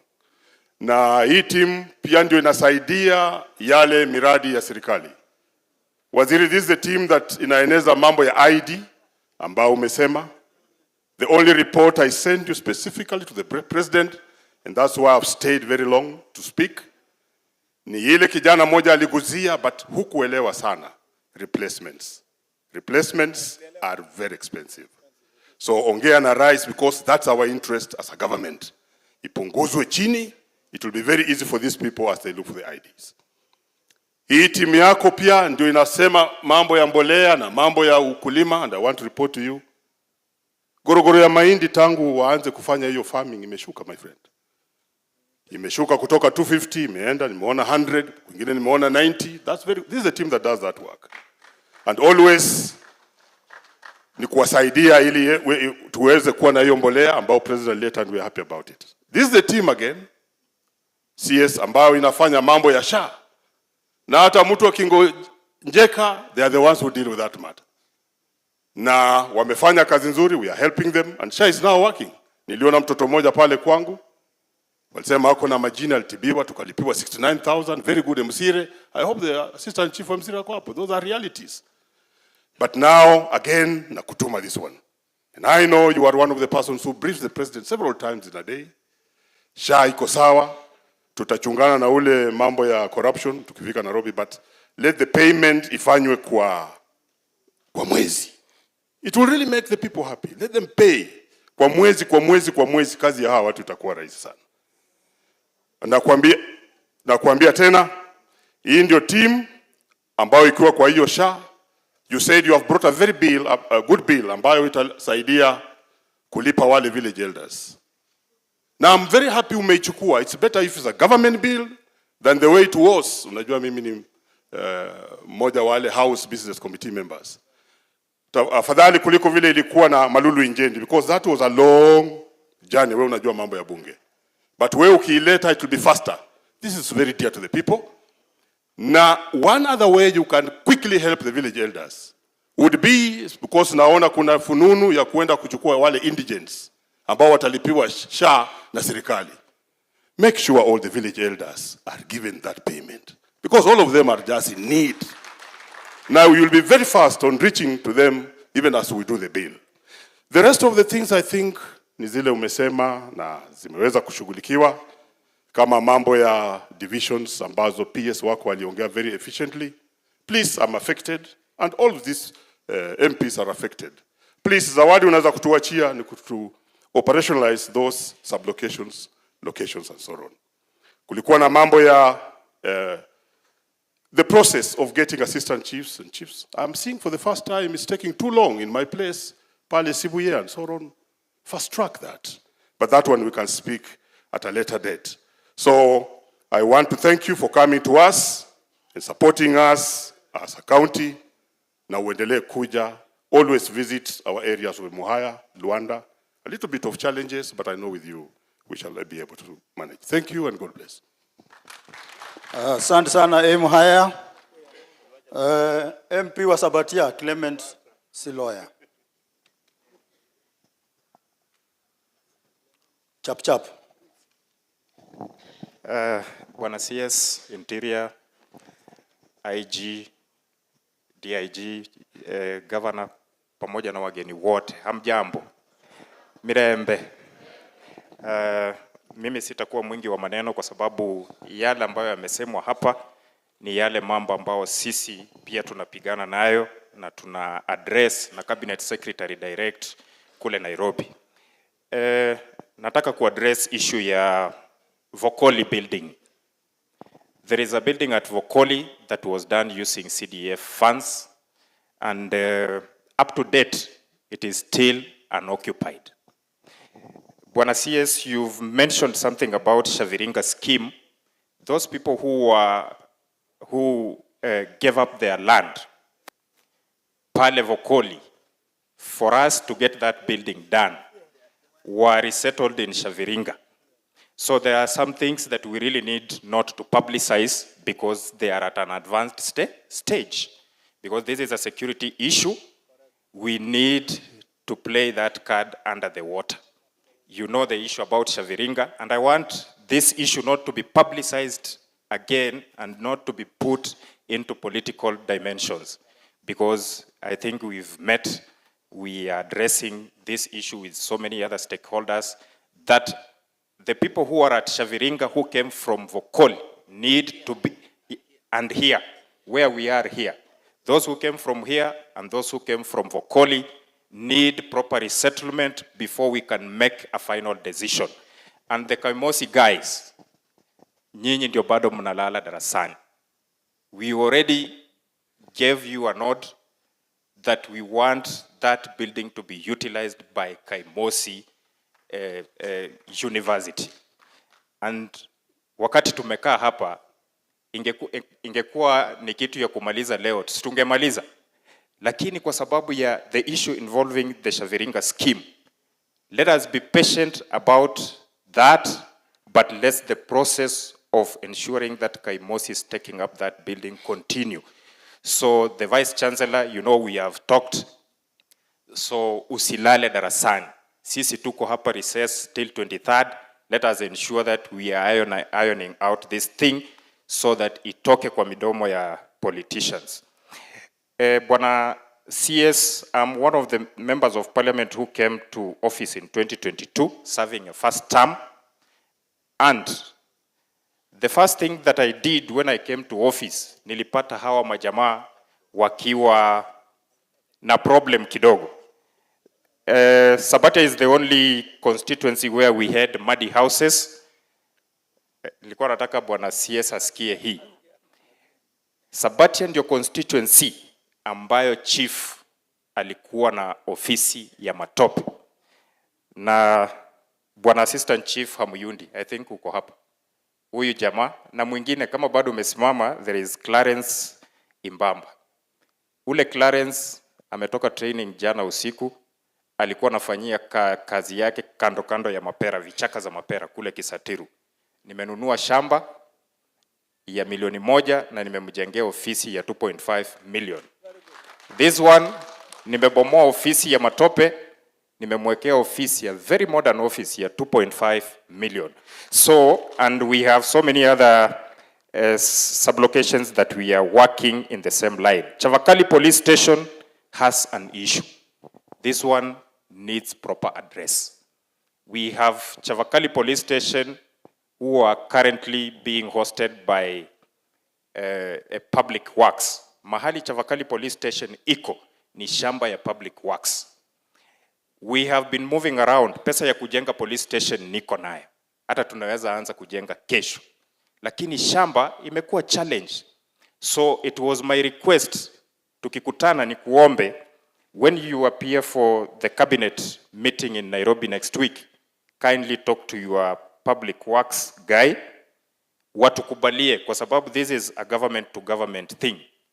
Tujenge police station mahali iko sahi, kwa ile shamba ya public works, so that we can commence the construction immediately, because askari wetu wa Chavakali wanaumia. The issue of cyberbullying is rampant in Vihiga. And this one we should say. The governor here is even a victim. I'm also a victim. Other politicians are victims. But these people are walking scot-free. Just the way you made a pronouncement that it is supposed to be criminalized. That when a report is made in a police station, somebody should be taken with evidence to court directly. Hii mambo ya kuinvestigate, una investigate nini na mtu amekutusi na namba yake. including the leaders who are seated here. Lastly, you heard I have a police station. I've opened my own police station. I don't know when the OCPD was invited to commission that police station. I don't know where you were, because you were supposed to be a guest of honor during such an occasion.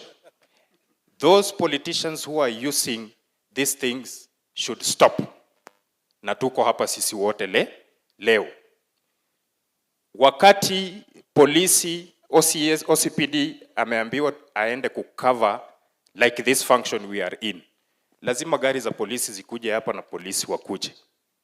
So when I attend a function like the area MP, I should have police officers around covering that need. Sina mna hivyo? So wewe unasikia vibaya wakati unaniona niko in the company ya police. That is their work. They are doing their work and I have requested for it. Ile kuja kuchokora security ya boma yangu, that one mimi I'll not entertain, because I only have a security officer seconded to me as a bodyguard. The rest, we are engaging them on need basis. Mwisho, kidogo tu tafadhali. OCS, OCPD wetu wa Sabatia has some challenges. Coordination ya mobility hapa kwetu, although you have addressed that, the issue of vehicles. Sabatia iko mahali pabaya sana in terms of police vehicles. Mimi nakuomba tu tafadhali. Hii nayo nakuomba. Kama Nairobi tunaweza pewa moja ya police station yoyote, ikuje next week. Our OCPD wetu wa Sabatia is really suffering. Because coordinating security within Sabatia is a problem.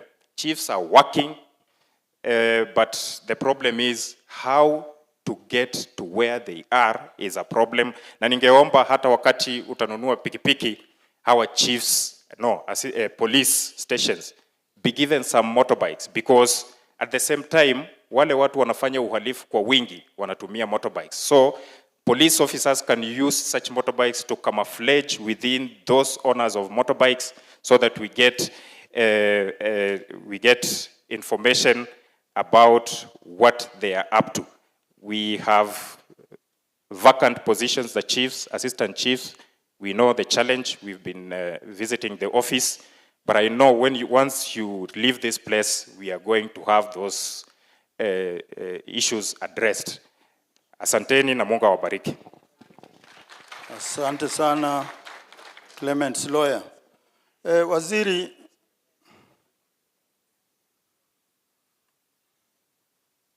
Waziri, since I met you this morning, you mentioned Luanda about 7 times.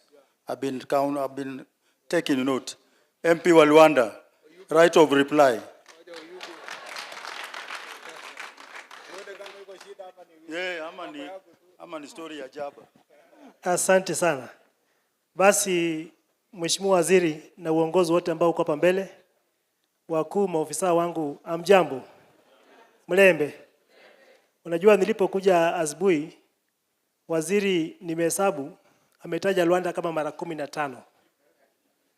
Na sasa najua nikisimama hivi pia ananiangalia na macho mengine. Maana yake anasema huyu mtu wa Luanda. But Waziri, I can confirm to you that Luanda is a peaceful place, despite the challenges we have.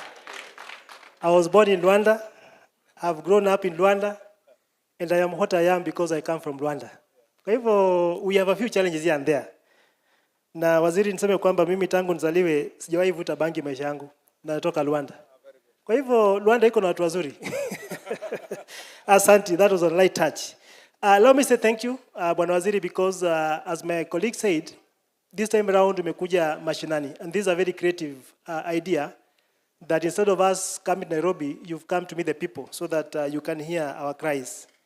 I wouldn't want to repeat what has been said because when you are speaker towards the end, most of it is said, but only one thing, Mr. Bwana Waziri.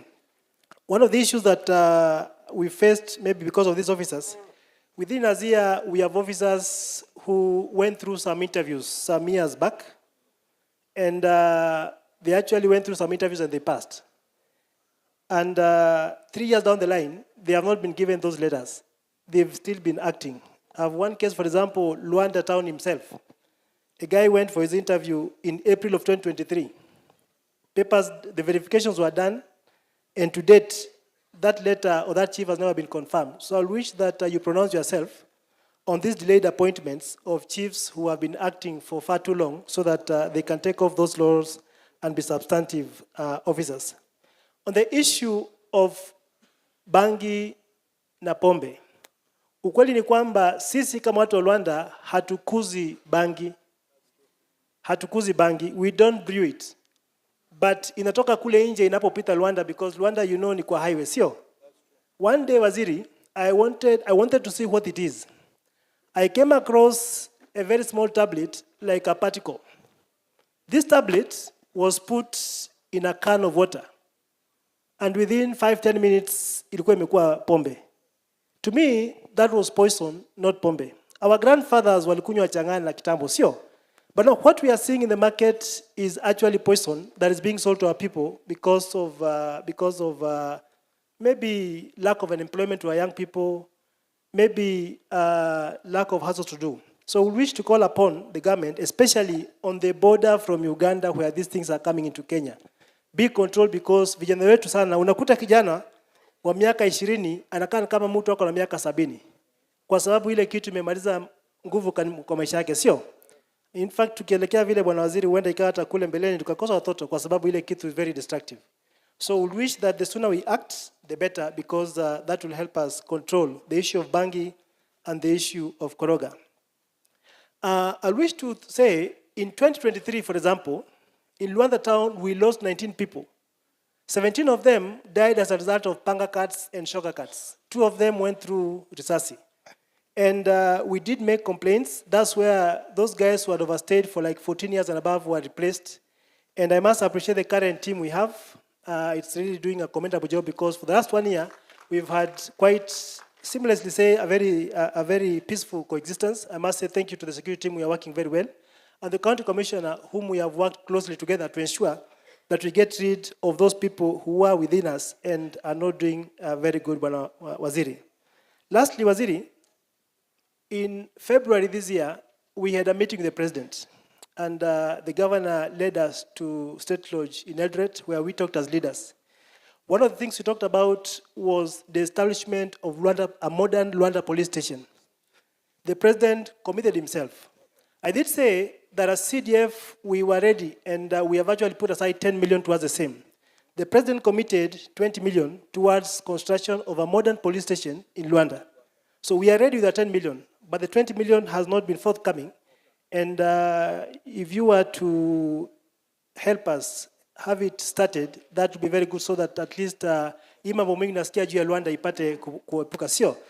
Bali na hayo, I think, as you said, CDF Luanda, we are trying the best we can to partner with officers. We have so far built 7 offices for the chiefs and 1 police station. And we hope and pray that we shall do much better as we move around. Without much ado, I want to say thank you. Mheshimiwa's lawyer has talked about vehicles. It is something that we just need to emphasize. We have 1 vehicle in a hotspot like Luanda. Hiyo station ikikuja kupeleka mabusu huku Mbale, then the entire place hakuna gari nafanya kazi. So these officers need to be empowered so that we have vehicles, or rather equipment, that can help them be able to monitor the situation as it is. Sinamna hiyo. Bali na hayo, Mheshimiwa Waziri, one day utakuwa rais, na ukiwa rais ukumbuke mimi nikuwe waziri wa interior. Si namna hiyo. Basi niseme tu kwamba mimi nashukuru, when I see my brother Masengeli here, when I see my sister Opora here, these are people from the Mlembe nation, and we are happy that you work with them in your entourage, because when we see our own pale, tunasikia pia sisi tuko hapo ndani. In 2023, I went to visit the former deputy president in his office, and I went there asking one thing, that I wanted him to, he was running a campaign that was dealing with drug and substance abuse, and I was mishandled. I wanted him to come and do that campaign in Luanda, because I felt, being a hotspot, he needed to bring it around. And because of the shareholding thing, I was never considered. That's why I was very fast also to send him home. I want to pray that this time round, I take this opportunity to invite you to Luanda, so that ukuje uone mambo vile kwa ground. Si namna hiyo. Others, Mungu abariki sana. Kule nyumbani, Mimi naitwa Pawaso, mashine ambayo inakata mbele na nyuma. Asante sana. Asante Koza. Now I call upon my senior in Parliament, the MP for Hamisi, Charles Gimose. Move, make way.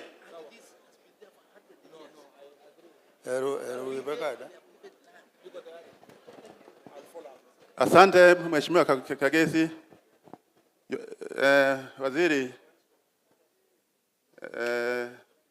security apparatus that is here, chiefs and assistant chiefs who are here today, Bwana asifiwe. Semeni hallelujah. Mko sawa sawa? Waziri, I want to say one thing. You did a very good job to post a DCC from one of the running communities to my constituency. She literally runs akifuata wezi wa ng'ombe na mbuzi na chang'aa na vitu kama hiyo. She's sitting there. She has turned herself into a vehicle.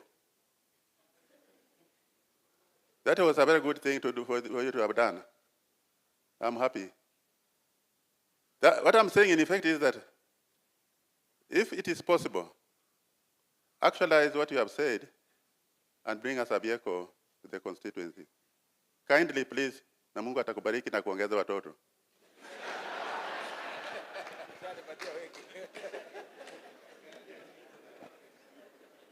Number two, these assistant chiefs and chiefs, when they go to the panel of interview, some of them become number one as listed by the panel. But when the results come, that one who was number one becomes number last. What I'm saying in effect is that in future, if somebody is listed as number one, let him be number one. Very good. For appointment. I agree. Sawa? I want to say that the DCC for Tirik East lives in the forest. He has a lot of problems. Mr. To, I sympathize with you, but the CS has seen you, and is also sympathizing with you.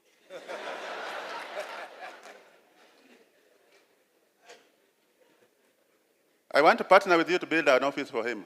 Very good. We will do together. The CS says we shall do the job together. And I'll chase him like I wanted a cat to ensure that we build an office for you next year commensurate. Next, there is a Gambogi police station. The MCA of my area, where I come from, says that somebody was killed 2 days ago by external forces that lives across the border. Before we retaliate, and we are very capable of retaliating, I want action to be taken against those who perpetuated this heinous crime. Otherwise, I'm also a runner. I'll run after them.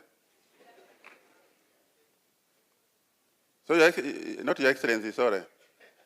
But you'll be an excellency one day in future, in the next 30 years. I have time.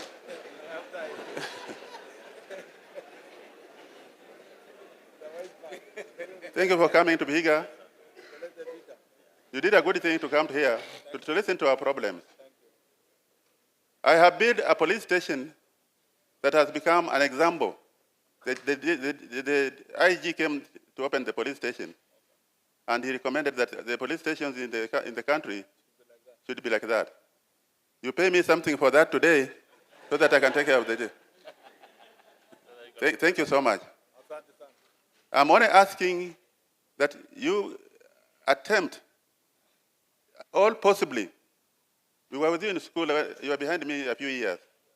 But when you were teaching, I was also teaching.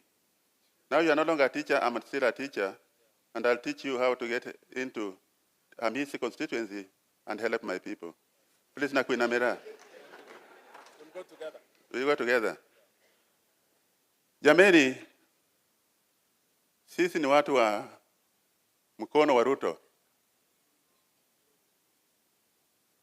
Namna hiyo? Mnakubali? Mnakubali?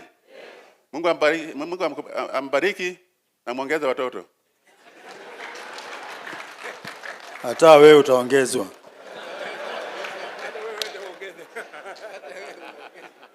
Tukienda kumaliza kipindi yangu, Mama County, kuja maliza hii kipindi.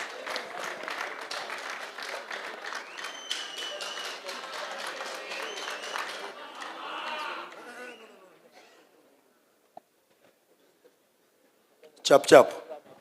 Asante CS wetu,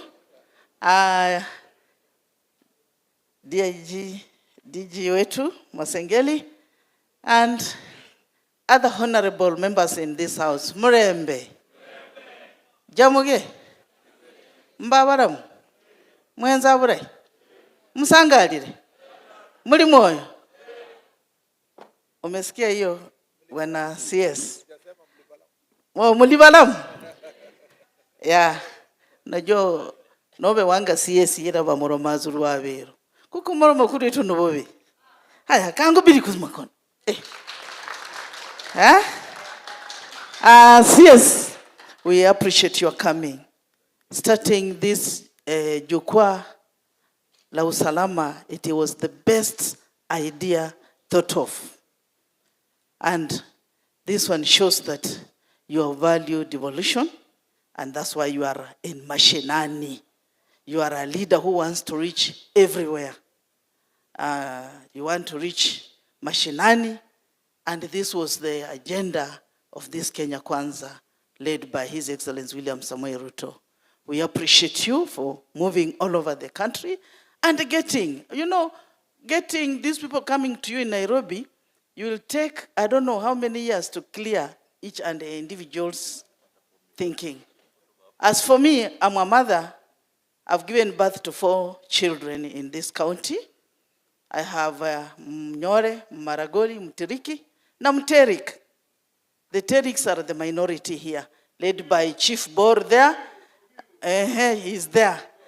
Unajua asiposikia hiyo sauti kitoka hapa, iko mtoto wangu mwingine huyu anaitwa minority the Terik.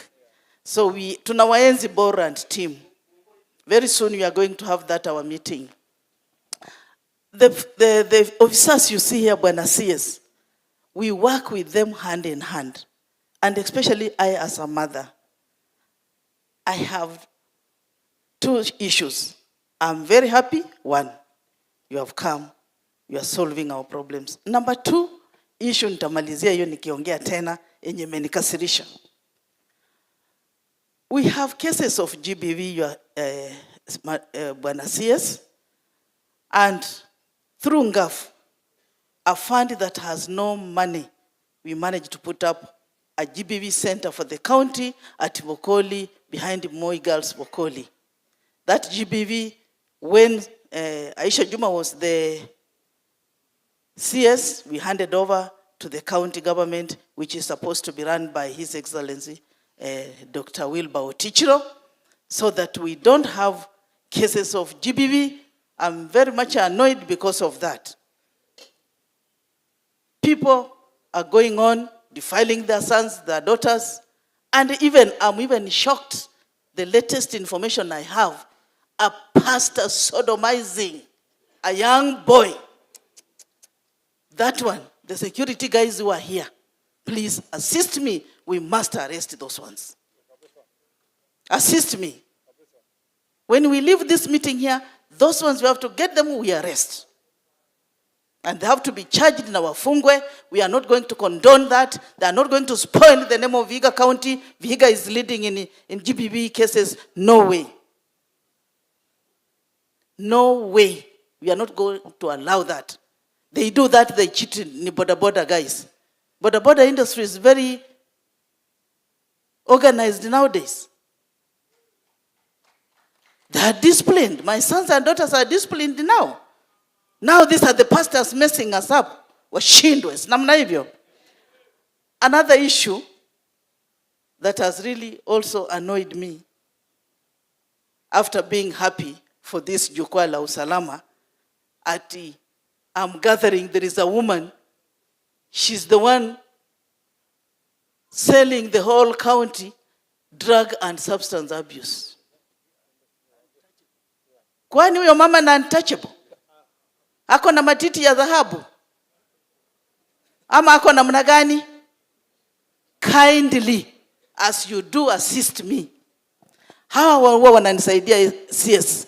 Mnisaidie huyo mwanamke tushike. Hata operation mkitaka mniweke, si mnajua mimi huvaa rubbers. Si mnajua mimi navaa gumboots. Tutembee tushike huyo mwanamke. Tuone yeye ako nini na nini yenye nafanya yeye anaharibu vijana wangu hapa na wasichana, akiwauzia chang'aa na bangi na marijuana na gasia gani. Yeye amezaa. Alibeba mimba 9 months. Akazaa mtoto. Why is she spoiling our children? Uyo, I will handle her. She will know what I'm made of. Another thing. Na mtanisaidia. Si mtanisaidia? You are going to assist me? Bwana CS, village elders, it has been my cry.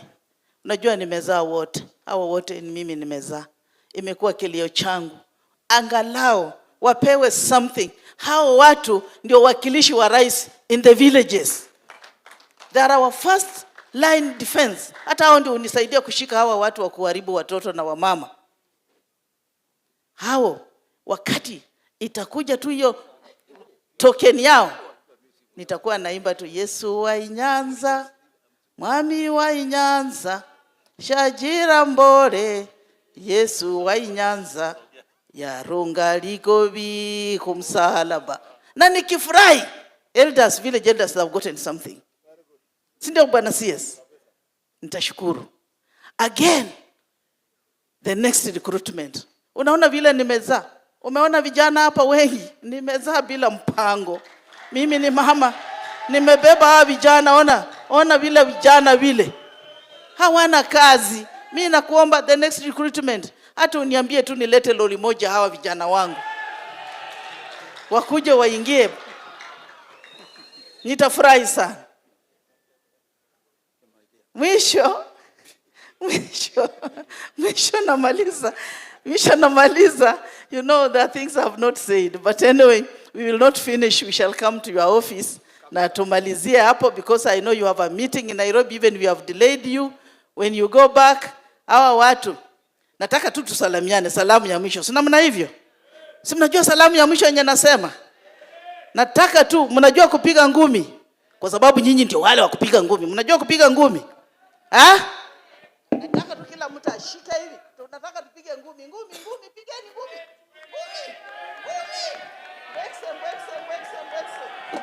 Ruto 10 bila break. And tell them, Vihiga County is Ruto.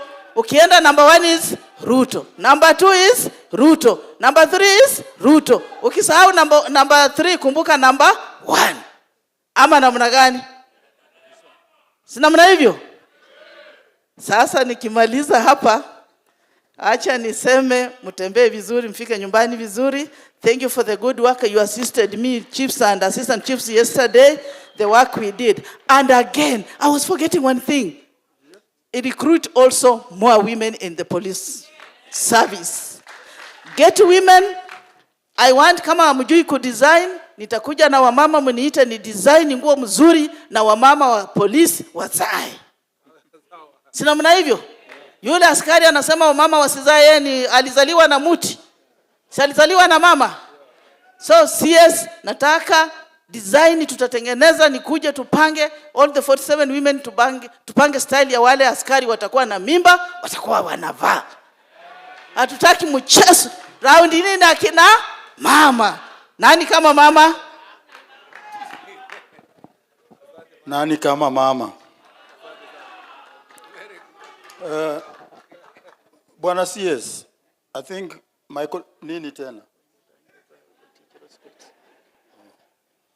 I think my colleagues have elaborated on all the issues. There was only one thing which I want to beg of you. I've referred you to the meeting we had in Nairobi with the professor. And one of the resolutions that came out of that meeting, we found that in our county, we have issues along border areas. And we were encouraged, we as MPs, to build police posts all along. Some of us have dotted them all over the neighboring counties. But there's nobody in them. Please, I know we'll be meeting with the security people because they look like ghost houses and now. Is it straight away? Okay, namalizia hapo. Wacha niite gavana wetu Bwana Otichilo atuzungumzie. Asante sana.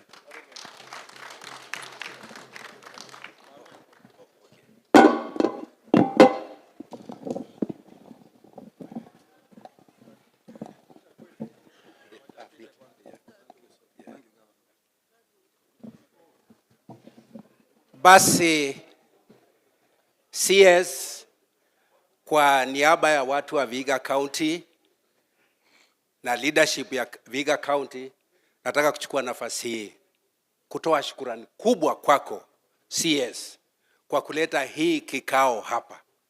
Hiki kikao kimekuwa cha muhimu sana, na umesikia mwenyewe kutoka kwa watu wetu, viongozi wetu na wale ambao wanalinda serikali yetu mashinani. Umesikia yale wamesema, na kwa hivyo nasema asante sana kwa hii kikao. Imekuwa kikao ya muhimu sana, mengi yamesemwa, na kwa hivyo najua kwamba wewe umenakili, nimekaa na wewe hapa, umenakili kila kitu. So nasema vile wamesema tuone kwamba tunaona implementation. As a government, Vihiga County government na national government, sisi hapa tunafanya kazi pamoja. Na county commissioner atakuelezea security instruments in this county, sisi tunafanya kazi pamoja. Tukiwa na jambo lolote la insecurity, county commissioner anakuja, tunakaa pamoja, tunaitana, tunazungumza, alafu tunapata vile ya kutatua hilo jambo. So I want to assure you, here county government and national government, we are working as one entity kwa vile tunashukukia watu wetu wa Vihiga. Kile kitu ningependa kuuliza wewe kama waziri wetu, kwa sheria ambao ni ya National Police Service Act, I think waziri nataka usikie hii. Kwa sheria ambao inaitwa National Police Service Act, tuko na kipengele pale ambayo inasema kwamba kila county ibuni a county policing authority. Na madhumuni ya hiyo ni kuhakikisha kwamba security ama usalama ya watu wananchi wahusishwe. Na hiyo kipengele ilikuwa na makusudi ya kuleta national security, county security na wananchi wawe wanaweza kuja pamoja. Hiyo kipengele haijatimizwa kwa kaunti nyingi. Mimi nimejaribu kuitimiza hapa, lakini nikapata changamoto. Na changamoto ambayo nimepata ni kwamba kwa hiyo kipengele inasema kwamba zile kamati ambao imependekeza ziwe zinaweza kuwa funded na police service unit. Na hivyo kwa hivyo hatujakuwa na budget yoyote. So mimi as a governor nilitaka hata kutumia budget yetu. Na kwa vile sheria inasema ni police service ambao naweza tumia, imekuwa ngumu. So ningependa hiyo kipengele irekebishwe ili zote national government na police na county government tufanye kazi pamoja. Because hiyo authority ingekuwa mzuri sana. Because ingeleta all other citizens. Because inasema tulete watu kutoka tabaka mbalimbali wawe kwa hiyo. So ningeomba kwamba ufikirie hiyo na uone vile tutaendelea mbele. Jambo lingine ambalo ningependa kukuzia tu kidogo ni jambo la gender violence. Hilo ni jambo ambalo la muhimu sana, na hii maneno ya rape na maneno ambayo nahusika na hiyo. Hilo ni jambo ambalo ni la muhimu sana, na mama county vile amesema nakubaliana na yeye. Hili ni jambo CS, we have to find a solution, because imekuwa kitu ambao ni kila siku. Hata tumefungua container hapa na tunafanya kazi pamoja na OCS wa hapa. Tumefungua container hapa ili wale ambao wamedhulumiwa wakuje kuripoti hapa na kuona vile wanaweza pata usaidizi. Mama County, nataka kuelezea kwamba ile Gender Violence Center ambao ulitupatia sasa tumepanga na tarehe 29 tutaifungua, na tumepata watu ambao watakuja saidia sisi. So hiyo ni jambo ambalo ningependa kusema. Jambo lingine kwa security ambao ningependa kusema tu kwa kidogo ni upande wa lighting, kulight market zetu na town zetu. Tumejaribu vilivyo kufanya lighting, na sio kweli ule ambaye alisema hapo mbeleni hakuna lighting Vihiga. Ukiingia pale Kamboki, taa tumeweka kubwa ambayo inaonyesha. Ukiingia hapa Majengo, taa iko. Ukiingia hapa Mbale, taa iko. Ukiingia Runyerere, pale taa iko. Ukiingia Tavakale, taa iko. Ukiingia Lusui, sasa mtu kukuja hapa kusema hakuna taa ni kukosa. Na mimi nataka kutoa pongezi kwa MCS wetu ambao tumefanya kazi pamoja na wameweka mataa hata huko mashinani. Ma MCS wako hapa wameweka mataa mashinani huko na inafanya kazi. Na kwa vile saa zingine tuko na outages, stima ya Kenya Power inaenda, tumeamua kama serikali tunaweka solar powered na tunaweka kila pahali. Na nataka kutoa shukurani kwa Dr. Kimose. Kimose ameanza kuweka taa za solar huko. Ameziweka na zinafanya kazi. Pia hawa MPs wetu wakati tulikuwa na rural electrification waliweka mataa kwa markets. Na sisi kama county I pay a minimum of 5 million shillings per month. Kwa hiyo mataa mnaona na waka. So ningependa kuambia watu wetu tusikuje tuwaambie watu maneno ambao si ya kweli. Kwa upande wa miradi wasiri, tuko na miradi ambayo inakuja na serikali ambayo ni ya muhimu sana. Lakini tukikuja mashinani tuko na watu wengine wanaanza kuharibu. Kama umesikia hiyo Shanda Gold. Shanda Gold ni mradi wa muhimu, ni wale watu wanaangalia gold. Na kulingana na utafiti wao, tuko na gold nyingi sana hapa Vihiga. Lakini sasa wakati sasa inakuwa sasa wanafanya public participation ndio sasa wapate license, inakuwa ngumu. So hiyo program ni ya serikali lakini sasa imekwama. Hata tulikuwa na program tena ya president ya Granite Factory. Tulifanya kazi yote tukafikisha mpaka wakati wa kupeana. Lakini tena watu wakaenda kotini. So that I think watu wetu wa Vihiga tuone kwamba mipango ya serikali ikikuja tuisupport.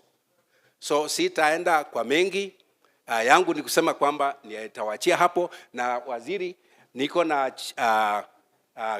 deputy wangu ako hapa, tuko na maofisa wangu wote ambao wa county ambao wako hapa, ningependa wasimame waone wako hapa. Pia niko na wazee wangu, tunafanya kazi pamoja na wazee. Wazee wangu wale wa elders wako hapa. Naona wote wazee msimame ambao tunafanya nao kwa maneno ya security wako hapa. So kwa hayo mengi nasema asanteni sana kwa kuja na urudi tena. Thank you, Governor. Pigieni makofi viongozi wetu wote. They have done a very good job. Sindio? Na wamechukua muda huo kusisitiza yale ambayo tulikuwa tumesema. Kwa sababu sitaki kusema mambo mengi na tumekaa sana.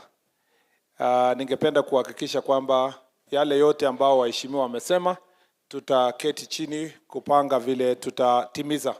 Na police stations ya operationalize, nimeambia DIG ndio afanye namna hiyo. na ile ya Luanda ambaye rais alipromise nitafuatilia ndio tufanye kazi pamoja, na pia nitakuja mwenyewe sasa baraza ya local penye kuna challenges, nitakuja sasa mkutano pale ndio tutakaa kikao na wananchi. Sisi tumekaa hapa, tutakuwa na wananchi.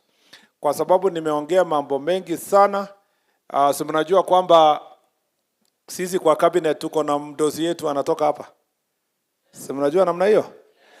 Our prime cabinet secretary ndio prefect yetu na ni rafiki yangu na tangu zamani sana, tangu huko 2010 aliponiweka kwa task force of devolved government. So tumefanya kazi na yeye, na yeye amenituma na salamu akasema niwasalimie. Mnazipokea? Mnazipokea? Yeye ni mungwana. Yeye tunaita yeye litmus test of a reasonable man. Now there is something in law that says ukimesha kitu unamesha what could have reasonable man have said. So so the standards of a reasonable man in Kenya is Musalia Mudavadi. Ukikosana na yeye wewe you are an unreasonable man, because yeye ndio standards ya reasonable man. Sijawahi kupata mtu amekosana na Musalia, na ukikosana na yeye wewe ndio uko na makosa. So sisi tunafurahia kazi yake, anatusaidia na anasaidia rais kufanya kazi dunia mzima. Saa zingine hawezi kuwa hapa nyumbani kwa sababu kazi yake ni ya nchi za kigeni. Ni sisi wenye tuko hapa, kama kuna shida yoyote sehemu angetaka tufanye, akituambia tunafanya kazi na yeye. Kwa hivyo sasa kutufungia mkutano ya leo, ningependa kijana yenu, kijana wa nyumbani hapa ambaye ni DIG afunge mkutano huu. Thank you so much, Sir CS. Na nashukuru kwa hiyo nafasi. Sir CS, allow me to say this. Excellency the Governor, waheshimiwa wa hapa, the senior officers, the regional team, security team ambayo tunafanya nayo, the county security team ambayo tunafanya nayo, the sub-county security team, afande chief, afande OCS, wananchi, wanafunzi, wote hamjambo. Hamjambo. Good afternoon. I lack words to say thank you for the good work you are doing. You are very important people. Nyinyi ni watu wa maana sana. Na kwa sababu ya hiyo, wewe angalia tu jirani yako, mwambie asante sana. Mwambie Mungu anakupenda. Thank you. Sir, this is a true testament of good leadership, because you are going down to the grassroots to ensure you get it right from the horse's mouth. And we are so grateful for your patience, since patience is the richest wealth one can have. I want to reiterate that our core function as the National Police Service is security. Security of your life, security of your property, and security of your everything. Our responsibility is your safety. So I'll request each and everyone to understand that security begins with you. Wewe, mimi, na mwingine, mpaka pastor, tushikane so that we finish the malpractices, the bad things that are happening in our community. And that is now a calling for realism, reality. Reality does not negotiate. You either abide by or you suffer. And in this regard, we have to make a choice. In fact, a called choice between two alternates. One must choose between the pain of discipline or between the pain of regret. You either allow discipline to take its course and you're aligned by, or you don't and you get the negative. We have a generation to live. Our youth. Let nobody despise your youth, but also remember to respect your parents. At all times, go as per your wish of your heart, But at the end of the day, there will be judgment. Biashara huwa mapema lakini hesabu ni jioni. I mean this. For those who have decided kulewa. For those who have decided kutofuata maamuzi ya wazazi. The Bible is very clear in Ecclesiastes 11:9 that all young guys go as per the wish of your heart. But at the end of the day, there will be judgment. So you choose against yourself. Sugar is very good and is sweeter than salt. Na ujue watu hapa pande wanapenda sukari, wanapenda chai. Watu wa chai, si ndio? Sugar is very sweet, especially when it is in tea. But it's not sweet in soup. When you put it in soup, it's never sweet.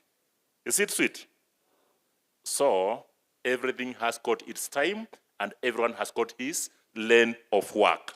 So, time is one currency that you cannot buy back. Whatever you do, use it in the best way you can.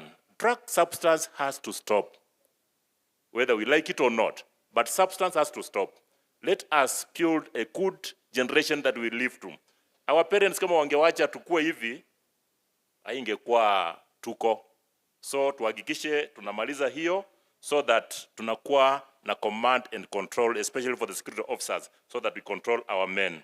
For the clergy, muwe watu wa kielelezo, muachane na kukombana, because hiyo ndio namna Mungu anatuelezea katika Hosea 4:6 inasema, my people perish because of lack of, nitawakataa kwa sababu mmekataa amri ya.